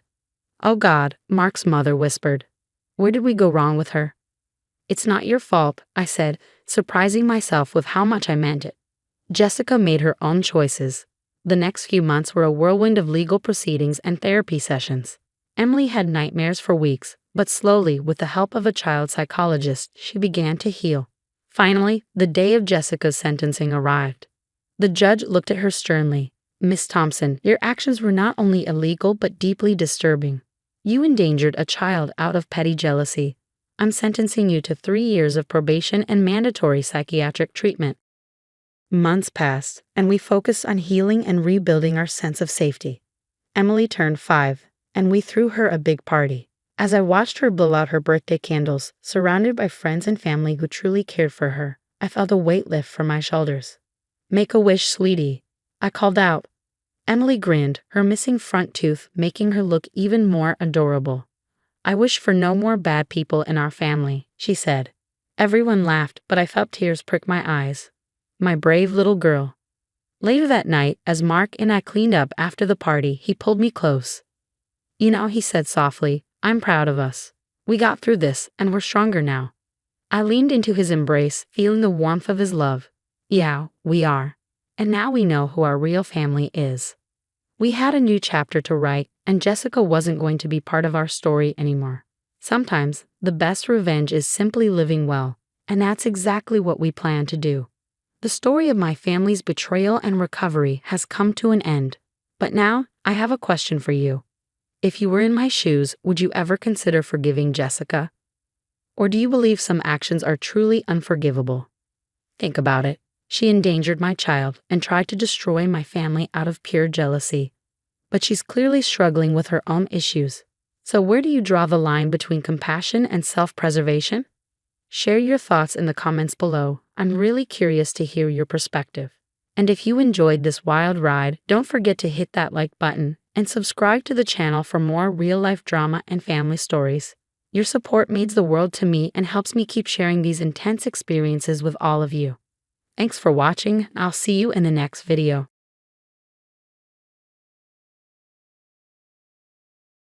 Hey there, I'm Miriam, and today I'm going to give you a glimpse into my world. I'm 25 years old, and honestly, I hit the jackpot when it comes to family. We're a close-knit crew, always buzzing with love and teamwork. It feels like we're part of an incredible squad, always there for each other. Every evening, we have this family tradition where we gather around the dinner table. But it's not just about eating. It's our time to connect, share stories about our day, and help each other tackle life's challenges. It's amazing how a simple meal turns into a mini family conference. So how was your day, Miriam? Mom asked, passing me the salad bowl. I smiled. It was great. I nailed that presentation I was so nervous about. That's my girl. Dad beamed, giving me a proud nod. My older brother, Ahed, chimed in. I knew you'd crush it. All that practice paid off, huh? Ahed's always had my back, especially with my studies. He's like my personal tutor and cheerleader combined. And then there's my sister, Isra, who keeps us laughing with her crazy stories. You won't believe what happened at work today, Isra began, her eyes sparkling with mischief. We all leaned in, ready for one of her wild tales. That's the thing about our dinners. You never know what stories will come out of it. But we're not just about talking. We're all about action too. Everyone has their responsibilities. Dad's the king of lawn care. Mom rules the kitchen. Ahed's our tech wizard. Isra keeps the living room spotless, and I've got the laundry routine down. Miriam, don't forget it's your turn to do the dishes tonight. Mom reminded me as we wrapped up dinner. On it, Mom, I replied, laughing as Isra nudged me. Need company while you scrub. That's the thing about chores in our house. They're never boring. We team up and make them fun. But the real fun, our monthly family trips. It's a tradition for us. We all sit down, brainstorm ideas, and plan our next adventure. How about hiking next month? I suggested during one of our planning sessions. Oh yes, Isra exclaimed. I know an awesome trail that leads to a waterfall. Sounds perfect, Dad agreed. Ahad, can you check what gear we'll need? Sure thing, Ahad replied, already on his phone researching. Mom smiled at us. I'll handle the picnic. Any requests? And just like that, we were all set, excited for our next adventure. Sometimes I sit back and realize how lucky I am. This warm, loving atmosphere isn't just comforting. It's my secret weapon. It keeps me going when life gets tough. The support, the laughter, the way we pitch in for each other. It's not just about family, it's about building each other up. In our home, love isn't just a feeling, it's an action. It's in the way we listen, the way we help without being asked, and how we celebrate every win, big or small. So that's a peek into my life, where family isn't just about blood, but about creating a space where everyone thrives. And let me tell you, it's pretty awesome. Now let me take you to a special day, my parents' anniversary. Like all family occasions, it started with excitement and warmth. We were gathered at Azra's place, the dining room decorated with streamers and balloons, and the air filled with the delicious smell of Mom's favorite dishes. Laughter echoed through the house. To 30 years of love, Dad said, raising his glass. We all toasted, the sound of glasses clinking like bells. May we all find a love as strong as yours, I added, smiling at my parents. Isra handed me a glass of what looked like my usual peach iced tea. Here, I made this special for you, she said with a smile that, in hindsight, seemed a little off. I took a sip and immediately paused. Something didn't taste. I brushed it off, not wanting to make a fuss on such a happy day. But as the evening wore on, things started to feel strange. The room began to spin, and the voices around me sounded distant, like I was underwater. Are you okay, Miriam? Ahad's voice sounded far away, his concern barely registering. You look pale. I tried to respond, but my tongue felt heavy, like it was stuck to the roof of my mouth. The last thing I remember clearly was Sarah's voice, unnervingly calm amidst the growing panic. We need to get her to the hospital. Now. What followed was a blur of flashing lights, urgent voices, and an overwhelming sense of fear. I caught bits of conversation here and there, but nothing made sense. She's been struggling with severe psychological issues. She needs to be admitted, I heard Sarah say, her words slicing through the fog. What was she talking about? I wanted to protest, to tell them it wasn't true, but my body wouldn't respond. Then a new voice cut through the haze, sharp and clear. We found traces of an unknown substance in her bloodstream. This isn't a psychological episode. She's been drugged. The room went silent, the tension so thick I could feel it even in my clouded state. Sarah, what did you do? My mother's voice was a shaky whisper, disbelief and horror creeping in. There was a long, suffocating pause. Then Sarah, her voice trembling, spoke. I just wanted the inheritance. I thought if Miriam was out of the picture. Her confession hung in the air like toxic fumes, suffocating everything around it. Even in my dazed state, I could feel my family's world crumble. My father's voice, usually so strong, was shattered. How could you do this to your own sister? I wanted to comfort them, to help make sense of the betrayal. But as the drugs wore off, Exhaustion pulled me under, and I drifted into a restless sleep. When I woke, the room was quiet, the steady beeping of monitors the only sound. Odd was slumped in a chair next to my bed, his face lined with worry even in sleep. Odd, my voice was hoarse and dry. He jolted awake, relief flooding his face. Miriam, you're okay. He filled me in on what had happened, and as I listened, a storm of emotions swirled inside me: shock, hurt, anger, and an overwhelming sadness. Where's Sarah? I asked, almost afraid of the answer. Ahad's face darkened. She's been arrested. The police are handling it now. I nodded, unsure of how to process it. My own sister had tried to. What, get rid of me? Lock me away. The realization was too much to bear. I can't believe she would do this, I whispered, tears stinging my eyes. Ahad took my hand, his grip firm and steady. None of us can, but we're here for you, Miriam. We'll get through this together. Lying there, trying to come to terms with the betrayal, I realized that my family, the one I had always cherished, would never be the same again. The road ahead would be painful, full of difficult questions and raw emotions. But I also knew that the love and support of my parents and Ahad would anchor me through this storm. This wasn't the end of our story, just the beginning of a new chapter, one where we would have to redefine what family meant and find a way to heal. Later, the hospital room felt stifling as we all gathered, the tension thick in the air. My parents sat rigid, a mix of anger and heartbreak on their faces. Ahad stood against the wall, arms crossed, his gaze locked on Sarah. And there was Sarah, hunched over in her chair, looking smaller than I ever seen her. I took a deep breath. Before we do anything drastic, I think we need to talk, really talk. Dad's jaw clenched. Talk? After what she did to you?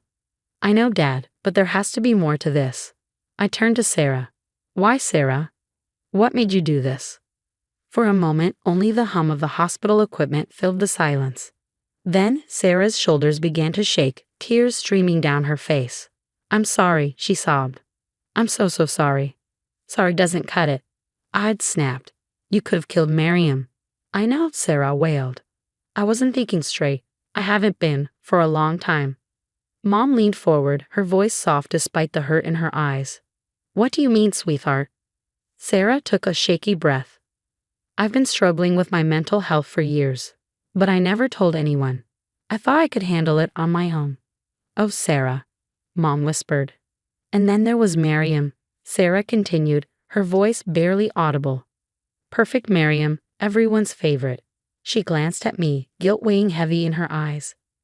I know it's not true, but I couldn't help feeling like I was nothing compared to you. My heart twisted at her words. Sarah, that's not.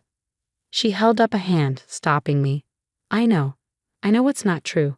In my head, it felt real. I convinced myself you were the favorite, that Mom and Dad loved you more, that you get everything, their love, their attention, the inheritance. And I snapped. The room fell into a heavy silence as we all absorbed this revelation. Dad cleared his throat, his voice laced with sorrow. Why didn't you come to us? We could have helped you. Sarah shrugged, her expression a mix of helplessness and regret. I was ashamed, scared. I didn't want to disappoint you. So instead, you tried to hurt your sister. Ahad's voice was hard, but the pain beneath it was unmistakable. I wasn't thinking clearly, Sarah said softly, her voice small. I thought if I made Miriam look unstable, maybe you'd see me, love me more. My heart ached. How had I missed my sister's pain for so long? What you did was wrong, Sarah, I said gently. But I understand now, and I forgive you. Sarah's head shot up, her eyes wide in disbelief. You do? I nodded, tears in my eyes. You're my sister. I love you, but you need help, real help. Mom reached out, squeezing Sarah's hand. We'll get you that help, sweetheart, whatever it takes. Dad nodded, his stern expression softening. We're a family, we'll face this together. For the next few hours, we sat together, hashing out a plan. Sarah would start intensive therapy immediately. And we have family sessions to work on our communication. Ahad and Dad would oversee Sarah's finances for a while, just as a precaution, and I suggested that Sarah volunteer somewhere to help her reconnect with her compassion. I'd like that, Sarah said, nodding. I want to make amends. As our impromptu family meeting wrapped up, I felt a glimmer of hope. The road ahead wasn't going to be easy, but we were facing it together. Sarah, I said as everyone was getting ready to leave, I want you to know something. I've never thought of myself as the favorite. You're my big sister. I've always looked up to you, admired you. I'm sorry if I ever made you feel less than. Tears welled up in Sarah's eyes again.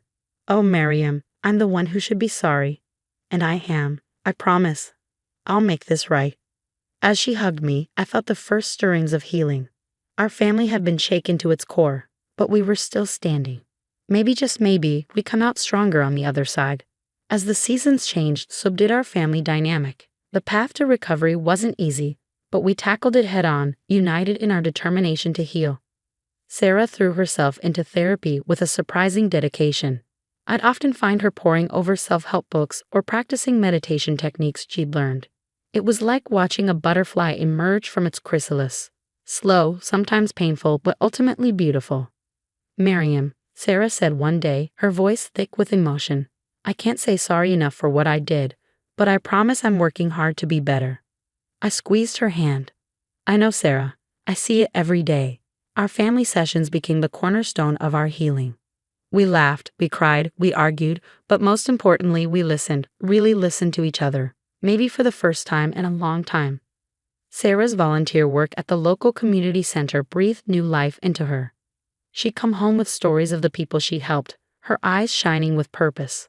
I never realized how good it feels to make a difference, she confided in me one evening. As for me, I found strength I never knew I had. Forgiving Sarah wasn't easy, but it was necessary, not just for her, but for my own peace of mind.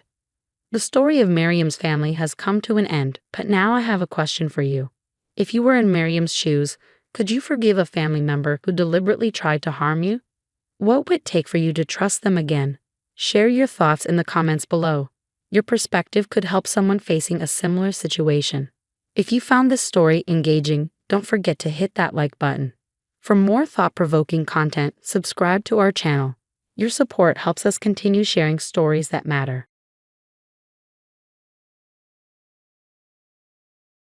Hi, I'm Sarah. I'm 28 years old, working as a marketing executive, and I was beyond excited to start a family with my husband, Mike. We had been dreaming of this moment for ages, but little did I know that Mike's mother, Linda, had her own plans for our growing family. It all began when Mike and I announced our pregnancy. We were thrilled, but Linda's reaction was off. She forced a smile and said, "Oh, how wonderful. Just make sure it doesn't interfere with my birthday plans." I laughed it off at first, thinking it was a joke, but as time passed, her behavior became more intrusive. She insisted on organizing my baby shower, and when I tried to contribute, she brushed me off. "Honey, I've done this before. You just focus on growing that baby," she'd say, patting my belly like I was merely an incubator. Things escalated when we started decorating the nursery. Mike and I had chosen a sweet woodland theme, but Linda barged in, shaking her head. No. Babies need pastels, not these ridiculous colors," she declared, holding up a fistful of pink paint swatches. I tried to be polite. "Linda, we really appreciate your input, but this is our decision." She narrowed her eyes. "I'm just trying to help. Don't be so sensitive." Mike, bless him, stepped in, trying to mediate. "Mom, Sarah, and I have already chosen the theme. Maybe you can help with picking out clothes instead." But Linda couldn't let it go.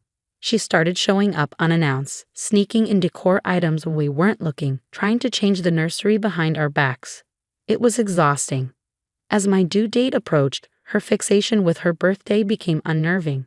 She constantly hinted how special it would be if the baby arrived on her big day. I started to feel like my body was a ticking time bomb.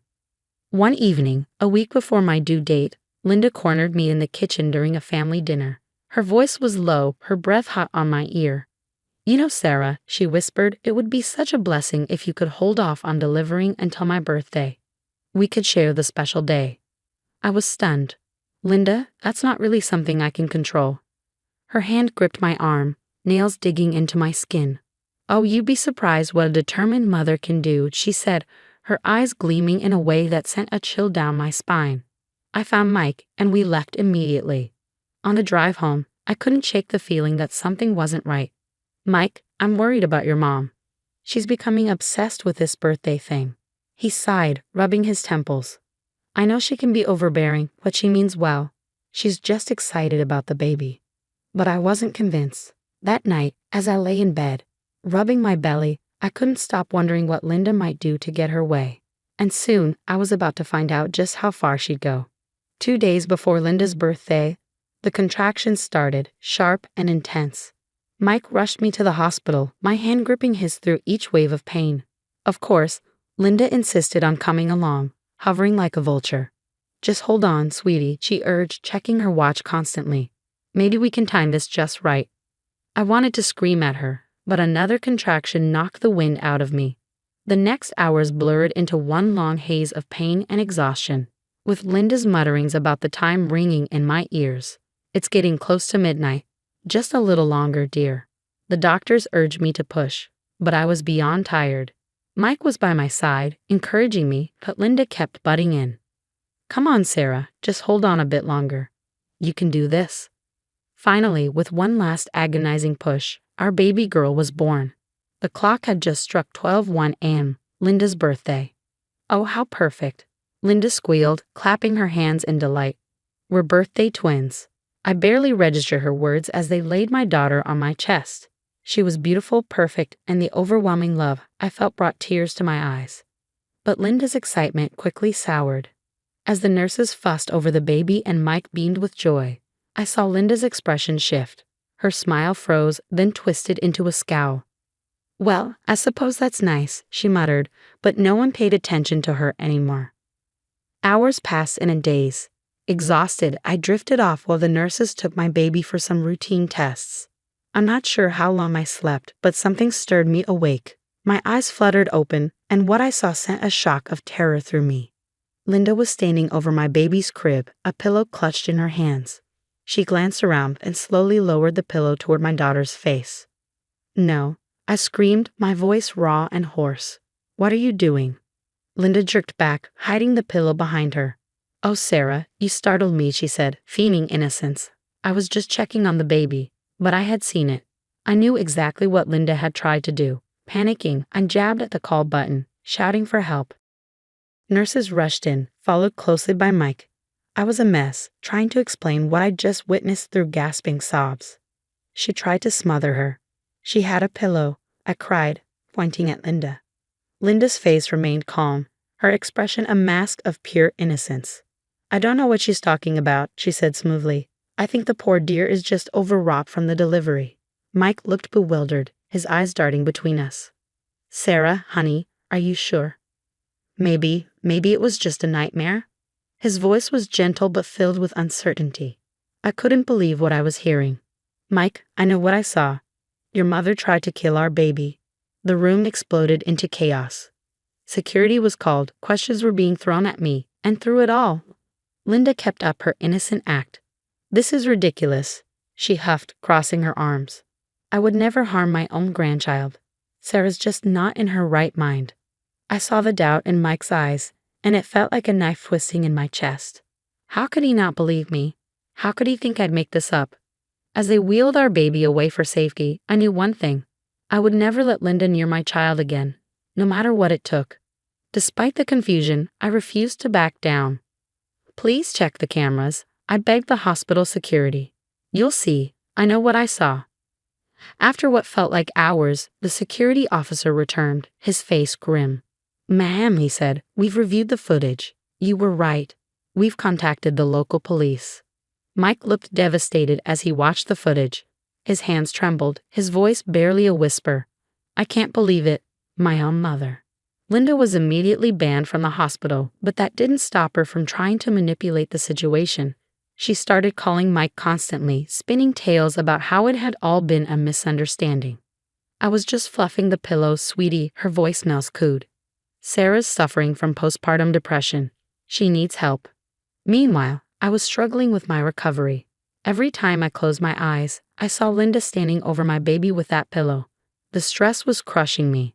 I couldn't bear to let my daughter out of my sight.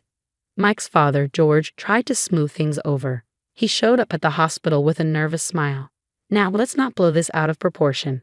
Linda's always been a bit enthusiastic. I'm sure she didn't mean any harm. I was floored. She tried to smother my baby George. How is that not harmful? The tension between us and Mike's family was unbearable. I felt like I was losing my grip on reality. That's when I called my best friend, Emma, who's a lawyer. I needed advice. Sarah, this is serious, Emma said after I told her everything. You need to protect yourself and the baby. I think we should look into getting a restraining order. Days passed and more disturbing details came to light. The police investigation revealed Linda's long history of controlling behavior. They interviewed some of Mike's ex-girlfriends, who all shared stories of her manipulation and jealousy. Then one afternoon, Mike made a chilling discovery while packing things up at their old house. Linda's diary. He brought it to me, his hands shaking. Sarah, he said, his voice low, you need to see this. I opened the diary, my heart racing, and as I read through the pages, my blood ran cold. Linda had written obsessively about her birthday, how it was her special day, and how she wouldn't let anyone, not even her own grandchild, overshadow it. Mike was silent for a long time after reading it. Finally, he stood up. I need to talk to her. This ends now. I wanted to stop him, terrified of what Linda might do next, but I knew he needed this confrontation. Hours later, Mike returned home, looking drained but resolute. What happened? I asked, dreading the answer. Mike sighed, rubbing his face. It was intense. At first, she denied everything, but eventually she broke down. Dad was there too. He finally saw her for who she really is. And? I held my breath. And, it's over, Mike said firmly. I told her she's not welcome in our lives anymore unless she gets serious help. Even then, I don't know if I'll ever be able to trust her again. A weight lifted off my shoulders. It wasn't the end, not by a long shot, but it was a start. As I held our daughter close, I knew we had a long road ahead of us. But for the first time since that horrible night, I felt a glimmer of hope. After everything, Mike and I knew we had to take action. We couldn't let Linda get away with what she had done. With heavy hearts, we made the decision to press charges. We're doing the right thing, Mike reassured me, squeezing my hand as we met with the prosecutor. But Linda wasn't giving up without a fight. She sent tearful voicemails, pleading letters, and even tried to corner Mike at work. But we stood firm.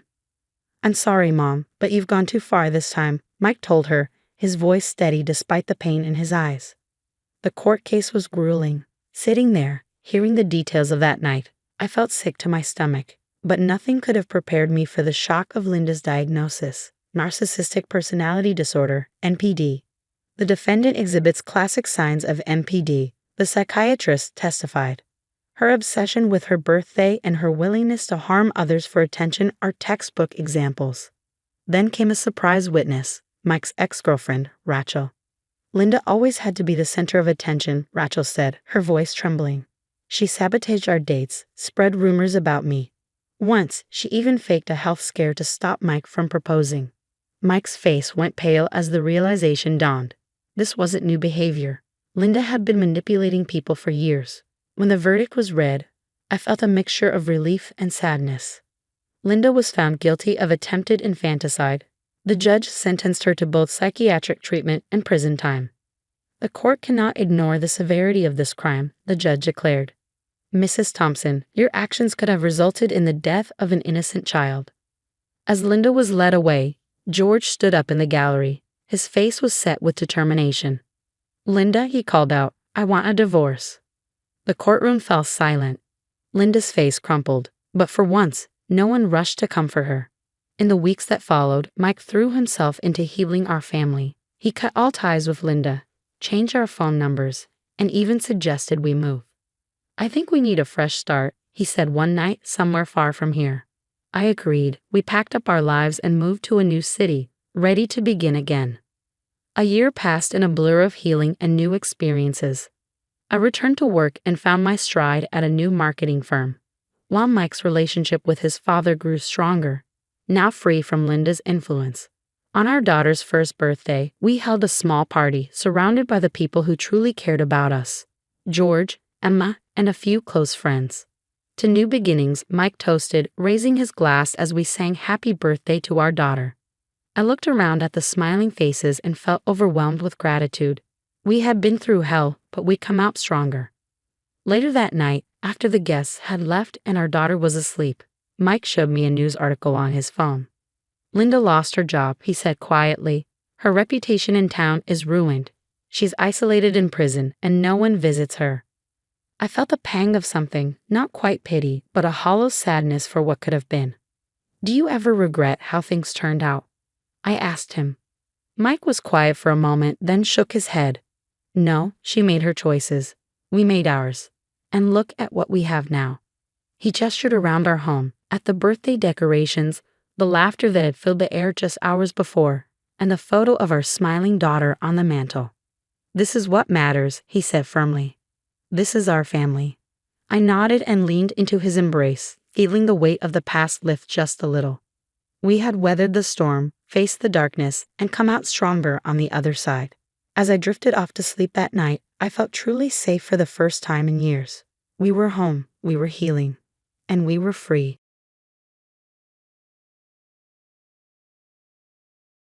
Hi, I'm Sarah. I never thought I'd be telling a story like this, but here goes. I've always been passionate about food. Growing up in Chicago, I dreamed of owning my own restaurant. After years of hard work and saving every penny, I finally opened Flavor Haven downtown. It wasn't easy, especially at first. There were nights I doubted we'd make it, but I poured my heart and soul into every dish. Then one night, a food critic from the Chicago Tribune showed up unannounced. I was a nervous wreck. These fusion tacos are interesting, he said, scribbling in his notebook. I held my breath, waiting for the review. When it finally came out, I couldn't believe it. 4 stars. That review put us on the map. As Flavor Haven took off, I met Jack. He walked in one evening, all charm and good looks. Table for one, he said with a winning smile. We got to talking, and I found out he was a real estate agent. Our conversations grew longer, and soon we were dating. It felt like a whirlwind romance. On our 3rd date, Jack surprised me with a picnic in Millennium Park. As we sat under the stars, he turned to me and said, Sarah, I've never met anyone like you. You're amazing. My heart skipped a beat. Before I knew it, we were married in a small ceremony at the restaurant. With business booming, I needed to expand my team.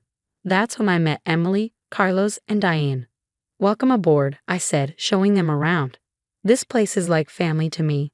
Emily, my new hostess, beamed. I can already tell it's special here, she said. Carlos, my sous chef, nodded. I'm excited to learn from you, Sarah. Diane, setting up behind the bar, added, let's make some magic happen. Life felt perfect until things started to change. Jack began spending more time at the restaurant watching me work. You know, babe, he said one night, I think we should change the menu. Make it more mainstream. I frowned. But our fusion cuisine is what makes us unique. He shrugged it off, but I couldn't shake the uneasy feeling. A few weeks later, Jack dropped a bombshell. My brother Mike's getting out of prison soon, he said casually over dinner. I nearly choked on my wine. Prison? You never mentioned that. Jack waved his hand dismissively. It was just a misunderstanding.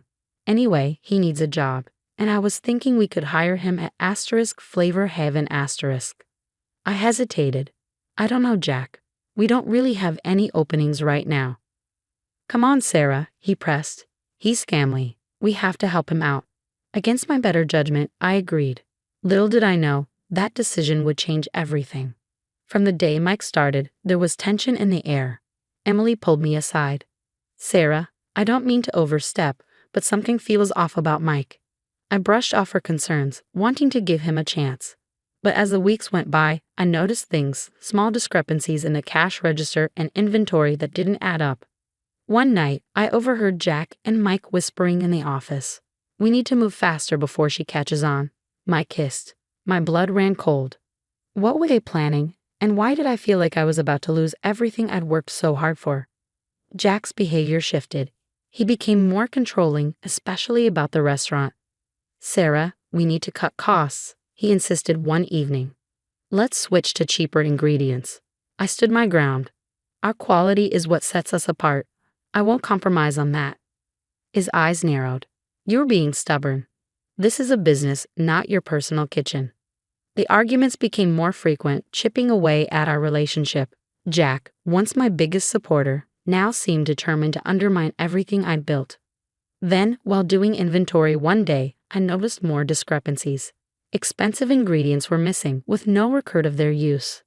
I decided to install security cameras, telling Jack it was for safety. A week later, the cameras caught Mike pocketing high-end liquor bottles. When I confronted Jack, his reaction floored me. "You're spying on family now," he snarled. "Mike's trying to get back on his feet. So what if he takes a bottle or two?" I couldn't believe my ears. "That's theft, Jack. We're running a business, not a charity." He dismissed my concerns, accusing me of being paranoid and untrusting. I felt like I was losing my grip on reality. The next day, I overheard Mike on the phone in the storage room. "Yeah, I can get you those truffles, half the usual price. Don't ask questions, just be there." My heart raced. They were selling off our inventory on the side, but I needed more proof. Confiding in Emily, my trusted hostess, I said, "Something's very wrong, Emily. I don't know who to trust anymore." She squeezed my hand. "I've noticed things too. The way Mike leers at customers, how Jack brushes off complaints. This isn't the flavor haven we built." Her words gave me strength. Together, we devised a plan to gather evidence discreetly. Over the next few weeks, I meticulously documented everything: missing inventory, unexplained cash withdrawals, suspicious meetings. The picture it painted was grim. One night, while closing up, I overheard Jack and Mike in the office. "We need to move faster," Mike urged. Jack's laugh sent chills down my spine. "Relax, Sarah's too naïve to figure it out. Besides, I've got her wrapped around my finger." I bit my lip to keep from gasping. The betrayal cut deep, but I couldn't let them know I'd heard. The next day, I met with my old friend Lisa, a forensic accountant. "I need your help," I said, sliding her the documents I gathered. Lisa's eyes widened as she flipped through the pages. "Sarah, this is serious. We're talking major fraud here." I nodded, fighting back tears. "I know, but I need ironclad proof before I can do anything." "All right," she said. "I'll go through everything, but Sarah, be careful. People who do this can be dangerous when cornered." As I left Lisa's office, a mix of fear, anger, and determination swirled inside me. I had built Flavor Haven from nothing, poured my heart and soul into it. I'd be damned if I'd let Jack and Mike destroy it all. That night, as Jack slept beside me, I stared at the ceiling, my mind racing. I knew the road ahead would be tough, but I was ready to fight for my restaurant, for my dream, and for myself. Little did I know, the real battle was just beginning. For weeks, I continued gathering evidence, each new discovery weighing heavy on my heart. The numbers didn't lie. Jack and Mike had been systematically embezzling from Flavor Haven. My own husband was stealing from the dream we had built together. One night, I decided to confront Jack. I rehearsed what I'd say, clutching a folder of damning financial records. As I approached his office, I heard hushed voices. "We need to get rid of her," Mike hissed. "She's too close to figuring it out." Jack's reply chilled me to the bone. "I've got a plan. We'll force her out, make it look like she had a breakdown. No one will believe her over us." I stumbled back, my world spinning. How could Jack do this to me? Later that evening, I tried to act normal as we closed up the restaurant, but Jack must have sensed something was off. "You've been quiet," he said, his eyes narrowing. "Something on your mind, babe?" I took a deep breath. "Jack, I know what you and Mike have been doing." His face darkened. "What are you talking about?" "The embezzlement. The fraud. I have proof." For a moment, silence hung heavy between us. Then, without warning, Jack's hand struck my face. The force sent me stumbling backward. "You stupid," he snarled, advancing on me. "You think you can threaten me?" I tried to run, but he caught my arm, twisting it painfully. "This restaurant is mine now. You're done here." Fear and adrenaline surged through me. I fought back, clawing at his face. He roared in pain, shoving me hard. I crashed into a table, dishes shattering around me.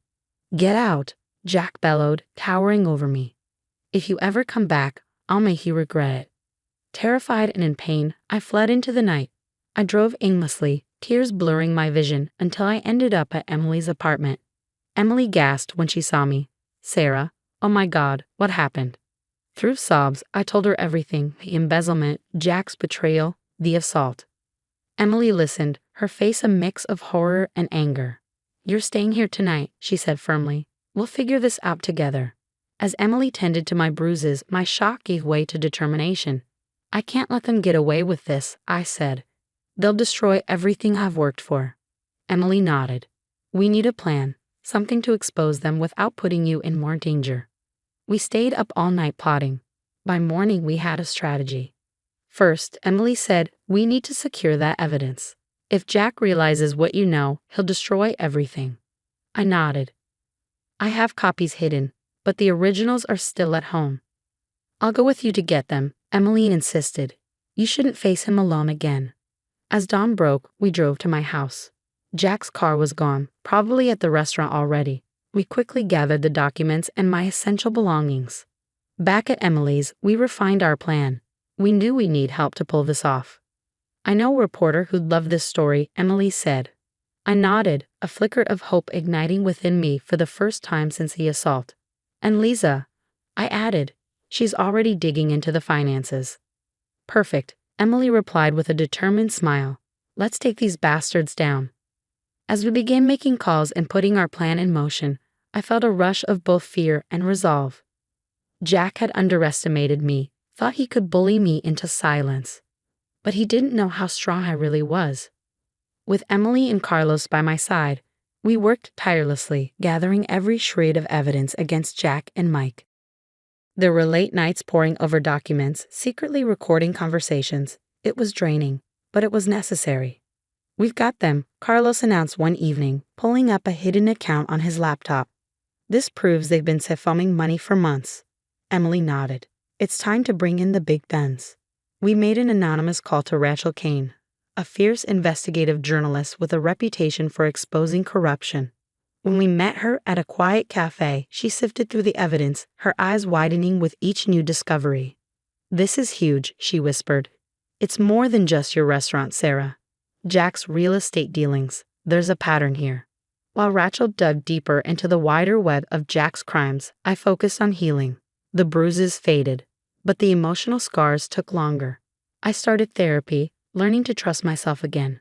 One day, Emily suggested, "Why don't you start catering?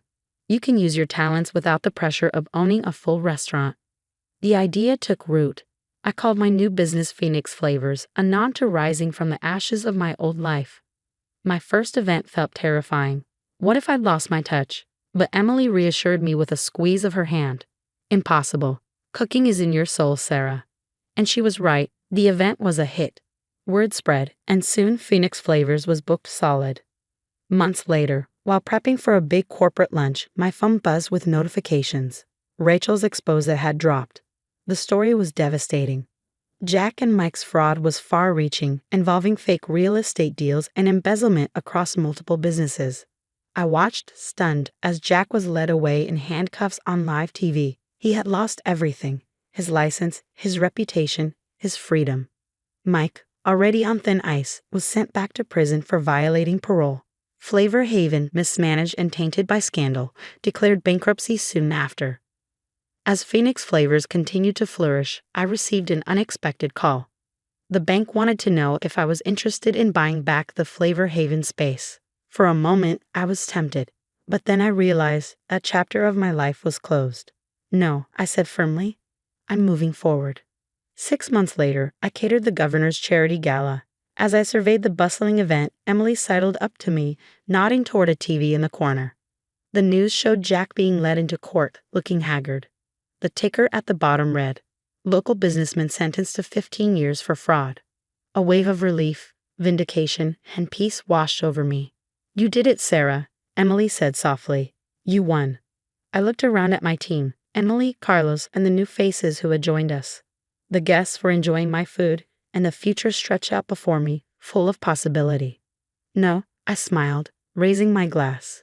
"We did it together." As our glasses clinked, I knew the scars from this experience would always be there, but they no longer defined me. I was Sarah Mitchell, survivor, chef, and owner of Phoenix Flavors, and my story was far from over. Now I have a question for you. If you discovered your spouse was embezzling from your shared business, would you confront them directly or gather evidence secretly first? What would you do differently from Sarah? Feel free to share your thoughts in the comments below. Your experiences and opinions could help others facing similar situations. And if you found Sarah's story compelling, don't forget to hit the like button and subscribe for more real-life drama and survival stories. Your support helps us continue to share these important narratives. Thanks for watching, and remember, trust your instincts, especially when it comes to those closest to you.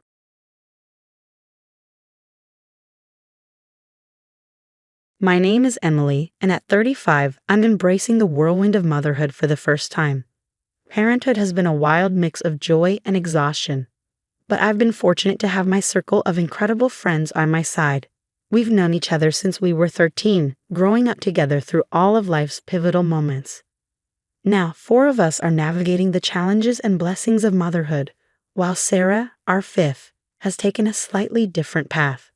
Though she doesn't have children of her own yet, she works at a daycare, honing her skills and knowledge about childcare. Our group has always been close. Jenna, the life of the party, is quick with a joke to lighten any mood. Mia is the thoughtful one, offering advice and a steady presence whenever needed. Then there's Liz, who somehow manages to juggle her career and family life with a grace that leaves us all in awe. Sarah's love for children shines through in everything she does, but sometimes her desire to prove her expertise can come off a bit too strong. On a bright Saturday afternoon, we all gathered at my house. It was meant to be a casual meet-up, just time to relax, catch up, and let the kids play. The living room buzzed with chatter and bursts of laughter as toys lay scattered about. My 5-week-old son napped peacefully in his rocker, oblivious to the lively scene around him. As the afternoon unfolded, the conversation naturally turned toward motherhood, parenting styles, tricks, and lessons learned. Sarah became particularly animated, eager to share insights from her daycare experience. "It's all about reading the baby's needs before they even start crying," she said, demonstrating a soothing rocking motion she swore by. Jenna, balancing her toddler on her hip, gave a playful nod. "Sounds like magic, Sarah. You'll have to show me that trick the next time Logan starts his evening fuss." Mia's soft voice chimed in. "It's great we can all share what works. Makes the journey a little easier, don't you think?" We all nodded in agreement, including Liz, who was carefully arranging a snack tray in the kitchen. As the sunlight dipped lower, casting a warm glow through the windows, our talk drifted from parenting to personal growth and the challenges we'd all face together. Moments like these always reminded me how unbreakable our bond felt. But just as the conversation flowed, my son's soft whimper broke through the hum of the room, signaling he was awake and hungry. Sarah immediately volunteered, "Let me take him, Emily. A change of scenery might do him good." Grateful for a brief break, I handed him over, watching as Sarah expertly bounced him on her hip. But it didn't take long for his fussing to turn into full-on crying. I knew that cry. It meant he was hungry. I stood up, ready to take him back. "Thanks, Sarah, but he needs to be fed," I said, reaching for him. To my surprise, Sarah sidestepped, a determined look flashing in her eyes. "He's just a bit cranky. I've got this, Emily," she insisted. Jenna and Mia exchanged uneasy glances, sensing the tension in the air. I tried again, my voice firmer this time. "Please, Sarah, he's hungry. I need to feed him." But Sarah didn't budge. Instead, she cradled him closer, as if trying to prove a point. My anxiety spiked. This wasn't like Sarah. She'd never ignored my wishes, especially not when it came to my son. "Sarah," I said more forcefully, "give him to me." The room fell silent. Liz, frozen by the snack table, looked on with concern. Still, Sarah refused to hand him over, her voice rising slightly. "I work with babies all the time, Emily. I know what I'm doing. Just give me a minute." Frustration boiled over. "He doesn't need a minute, Sarah. He needs to eat now," I asserted, stepping closer. The air thickened with tension as Sarah tightened her hold, her back now turned to me. Her defiance caught me off guard, but my maternal instincts kicked in. Without hesitation, I stepped forward and firmly took my son from her arms. A soft gasp escaped Jenna as the suddenness of the move hung in the air. Cradling my crying son, I felt him relax instantly as he nestled into me. Turning to Sarah, I held her gaze, my voice steady and resolute. "You overstepped, Sarah. That was not okay. Never keep a child from their parent." A flush of embarrassment colored Sarah's face, though her defiance lingered. I was just trying to help, she muttered, but Sarah's usual confidence wavered under the stern looks from Jenna, Mia, and Liz. Liz stepped forward, her voice calm but firm. We all see that you want to help Sarah, but Emily knows her son best. We need to respect that. As I soothed my son and began to nurse him, the room settled into an uneasy silence.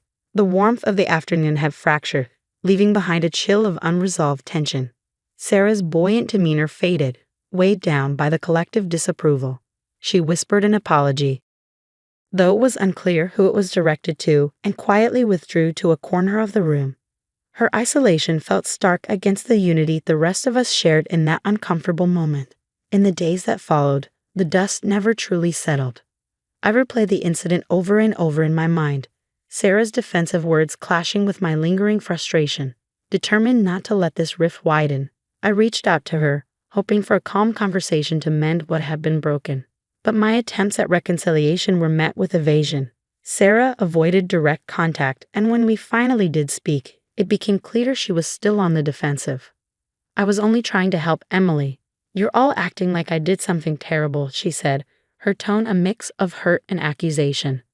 I know you were trying to help Sarah, I replied, struggling to keep my voice even as frustration simmered beneath the surface. But you have to understand, a mother knows her child. You should have handed him over when I asked. You don't get it, Sarah interrupted, her voice rising with frustration. I handle babies all the time at work. I know what I'm doing. The conversation spiraled, every attempt at a calm exchange crumbling under the weight of our mutual stubbornness.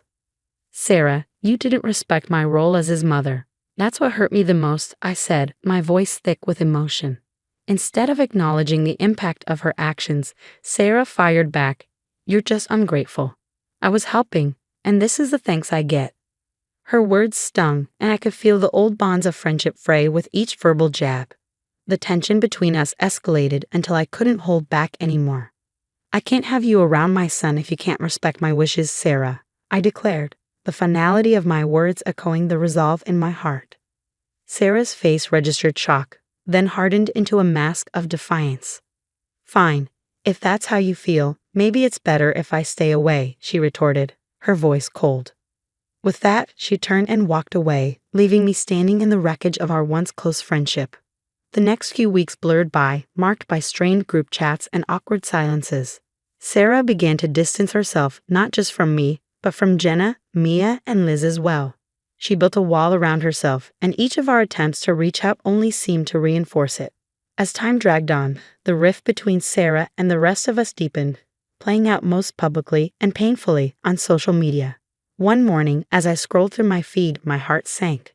Sarah had started posting thinly veiled jabs at us. One post read, "Funny how some people think they know everything just because they're parents. The implication clear to all of us who knew the backstory." Each post added a layer of discomfort and dismay within our group. One afternoon, Jenna called me, her voice tight with frustration. "Have you seen Sarah's latest posts? It's getting out of hand, Emily. It feels like we're being publicly shamed just for protecting our kids." Mia and Liz echoed similar sentiments in our group chat. The situation was spiraling, pulling us into a public spectacle we never wanted. After much discussion, we came to a difficult decision. We agreed to block Sarah, not out of spite. We didn't block Sarah out of spite, but to shield ourselves from the ongoing negativity that had taken over her online persona. The decision to cut ties on social media wasn't easy. "It feels like we're officially closing the door on her," Liz lamented one evening. "But what choice do we have? She's not just crossing lines, she's obliterating them." "It's about more than just our feelings," Mia added. "We can't preach respect and boundaries to our kids and then let Sarah trample over ours." As the reality of our decision sank in, a sense of isolation crept into our group. Without Sarah, there was a palpable gap in our gatherings, her absence a constant reminder of what had happened. Yet that same isolation also brought us closer, forging a stronger bond. The ordeal had been harsh, but it clarified our values as friends and as parents. Our unity grew from shared pain, and with it, a deeper commitment to each other.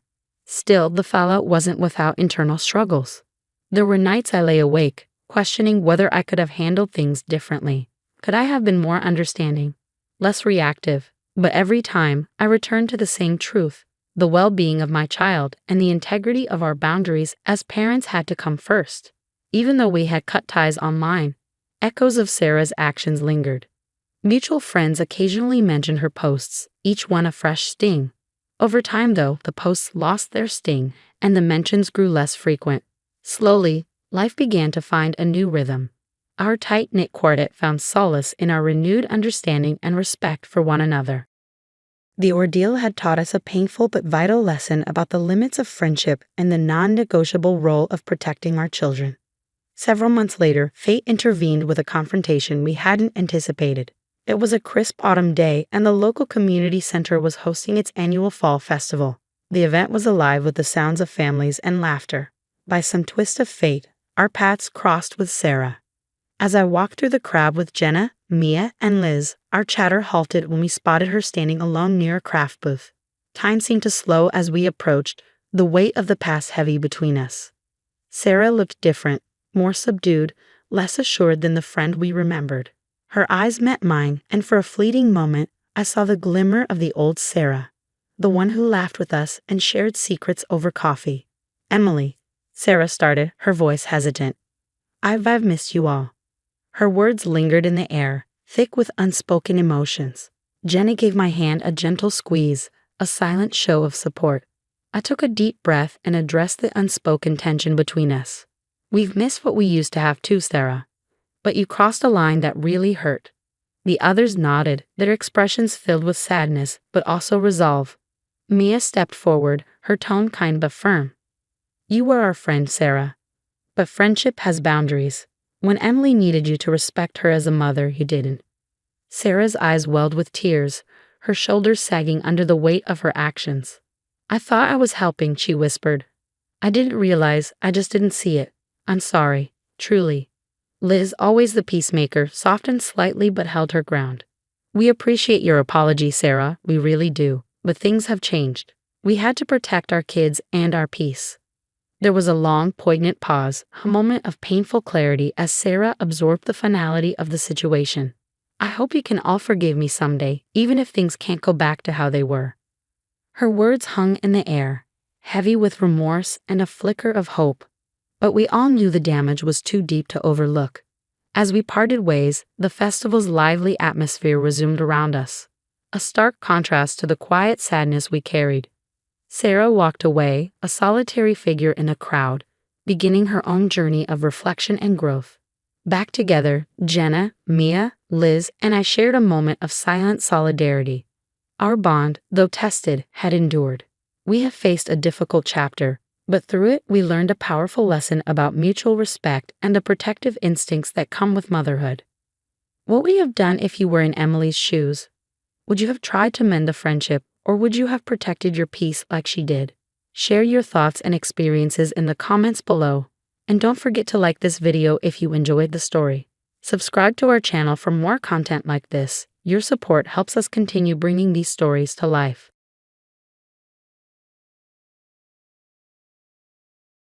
Hi, I'm Lily. Ever since I lost my dad to a heart attack 3 years ago, life's been a roller coaster. I was only 13 then. Fast forward to now, I'm 16 and living in a house that feels less like a home each day. My mom remarried pretty quickly after Dad passed, and suddenly I had a new family, my stepdad, and 2 step-siblings, Rachel and Jake. Rachel is 20, and she's probably the hardest to live with. We share a room, though she's claimed most of it for her booming online art business. She even convinced her dad to install a lock on the door.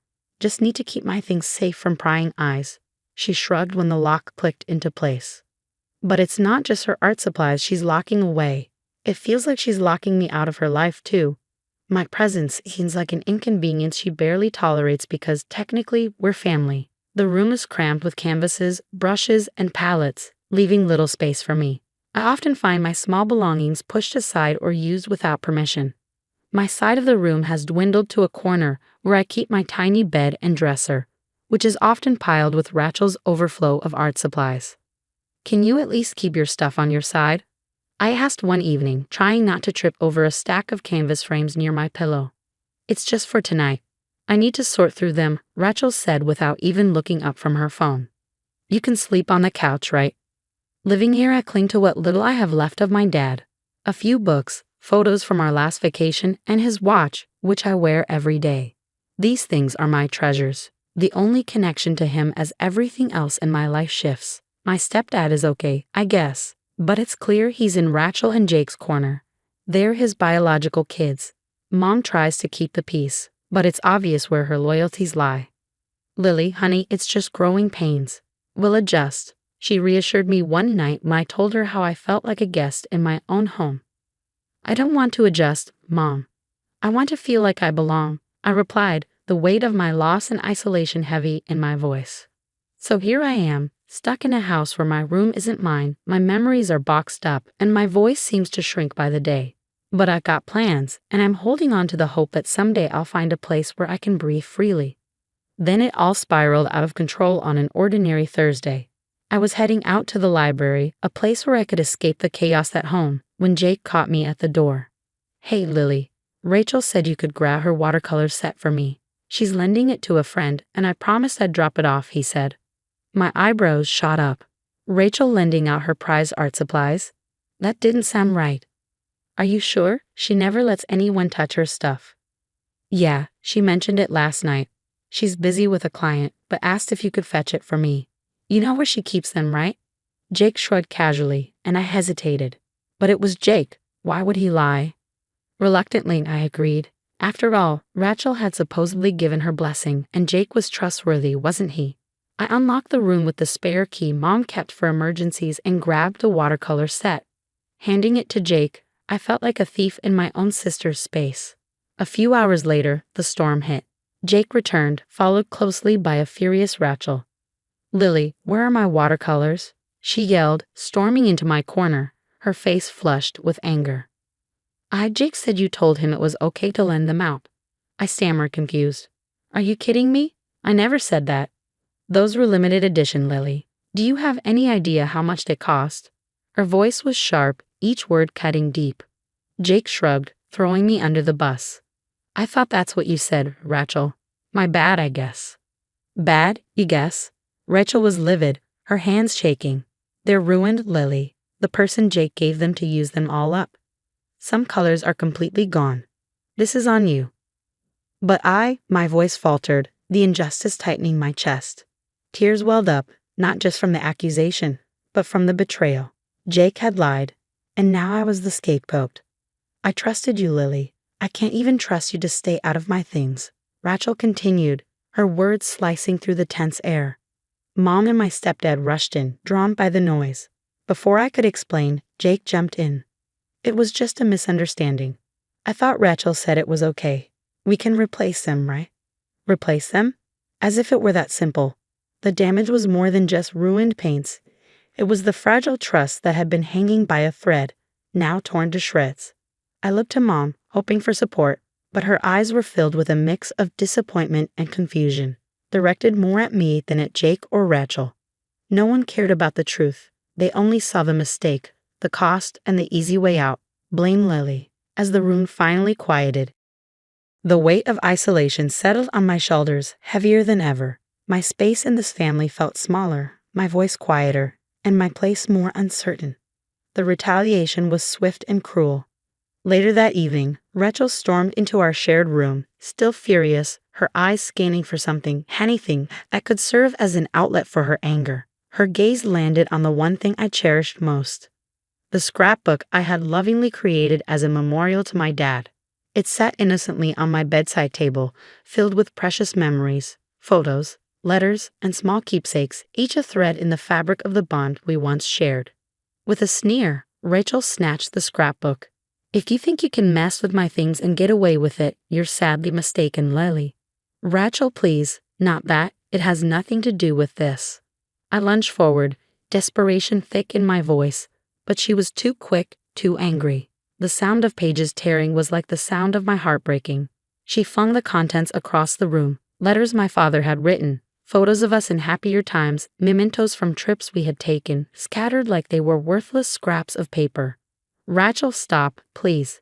I choked out the words, but they fell on deaf ears. With each tear, each spiteful toss of her hand, a piece of my past, a piece of my dad, was desecrated. As the last pages were ripped out and thrown to the floor, Rachel stormed out, leaving a trail of destruction in her wake. I collapsed to the floor, frantically gathering the torn pieces and crumpled photos. Tears streamed down my face, not just for the ruined scrapbook, but for the betrayal, the loneliness that filled the room like thick smoke.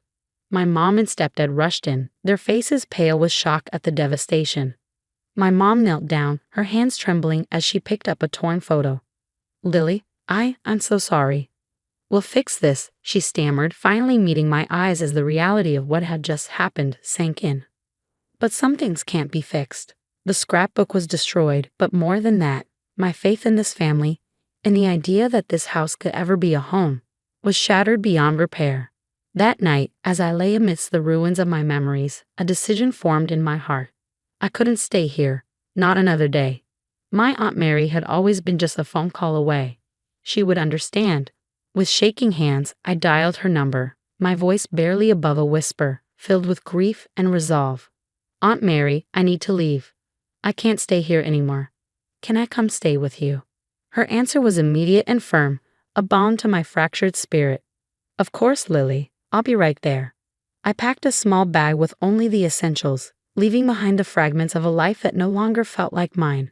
This wasn't just about leaving a house. It was a step away from a past that had been irreparably damaged, toward a future where I might finally find peace. The final straw had been pulled, the line crossed.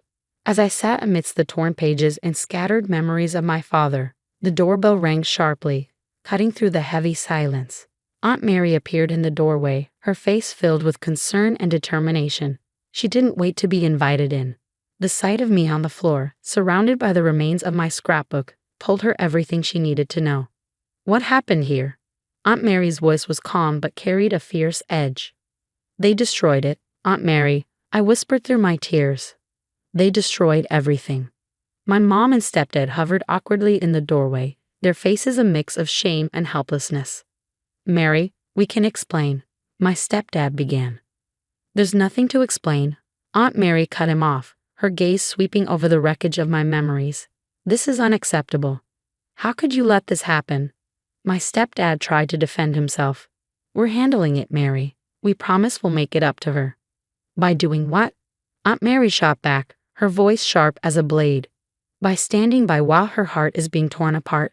This isn't just about a scrapbook, it's about respect, about caring for each other. What kind of message are you sending your kids?"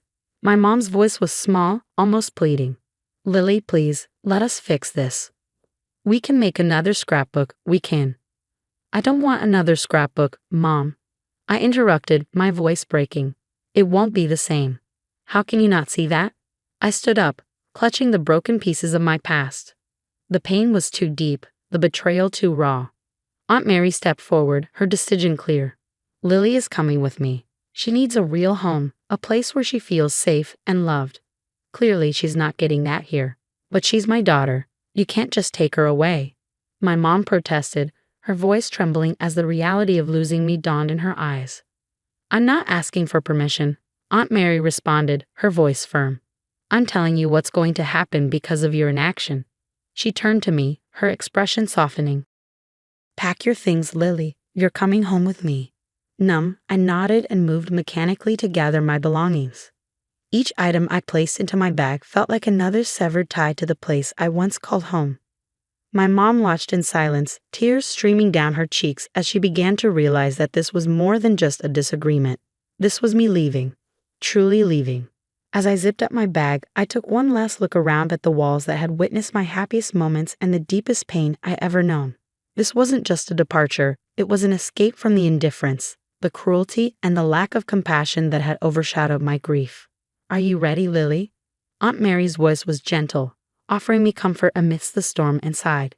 "Yes," I said, my voice steadier than I expected. I was ready to leave behind the toxicity and start anew. Without looking back, I stepped out of the house, not just leaving a place, but moving away from the pain that had consumed me. The door closed softly behind me, marking the quiet end of a chapter in my life that I knew I would never revisit.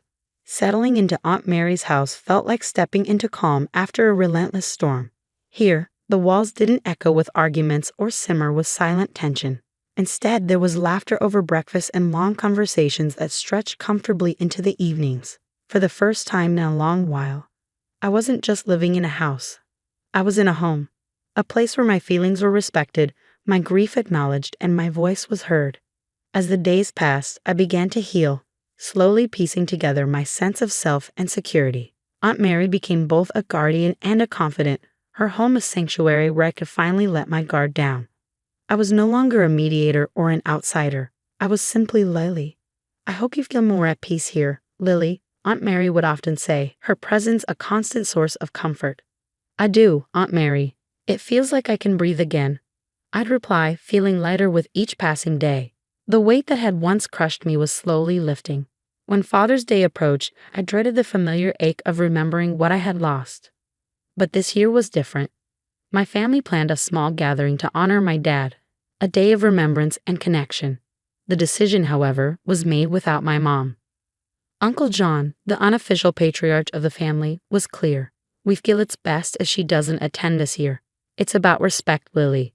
We all need to respect what you've been through." Though it pained me to know my mom would be left out, I understood the necessity. It wasn't out of spite, but out of a need to acknowledge the weight of her inaction. Word of her exclusion spread, and soon my mom began sending messages, apologies, and pleas for understanding. "Lily, I miss you. I didn't realize how bad things had gotten. Please, let's talk." I read her words carefully. The old me might have caved, might have prioritized her happiness over my own well-being. But I had changed, shaped by the events that have forced me to confront things I never should have had to. "Mom, I need time," I responded, my voice steady in my mind. "What happened changed things. I'm not ready yet." Father's Day arrived, and I spent it surrounded by uncles, aunts, and cousins who respected my boundaries. Together, we shared stories of my dad, his laughter filling our memories, bringing smiles even through the sadness. As I looked around at the faces filled with love and understanding, I realized that this was what family was supposed to feel like. It wasn't about forcing forgiveness or sweeping pain under the rug.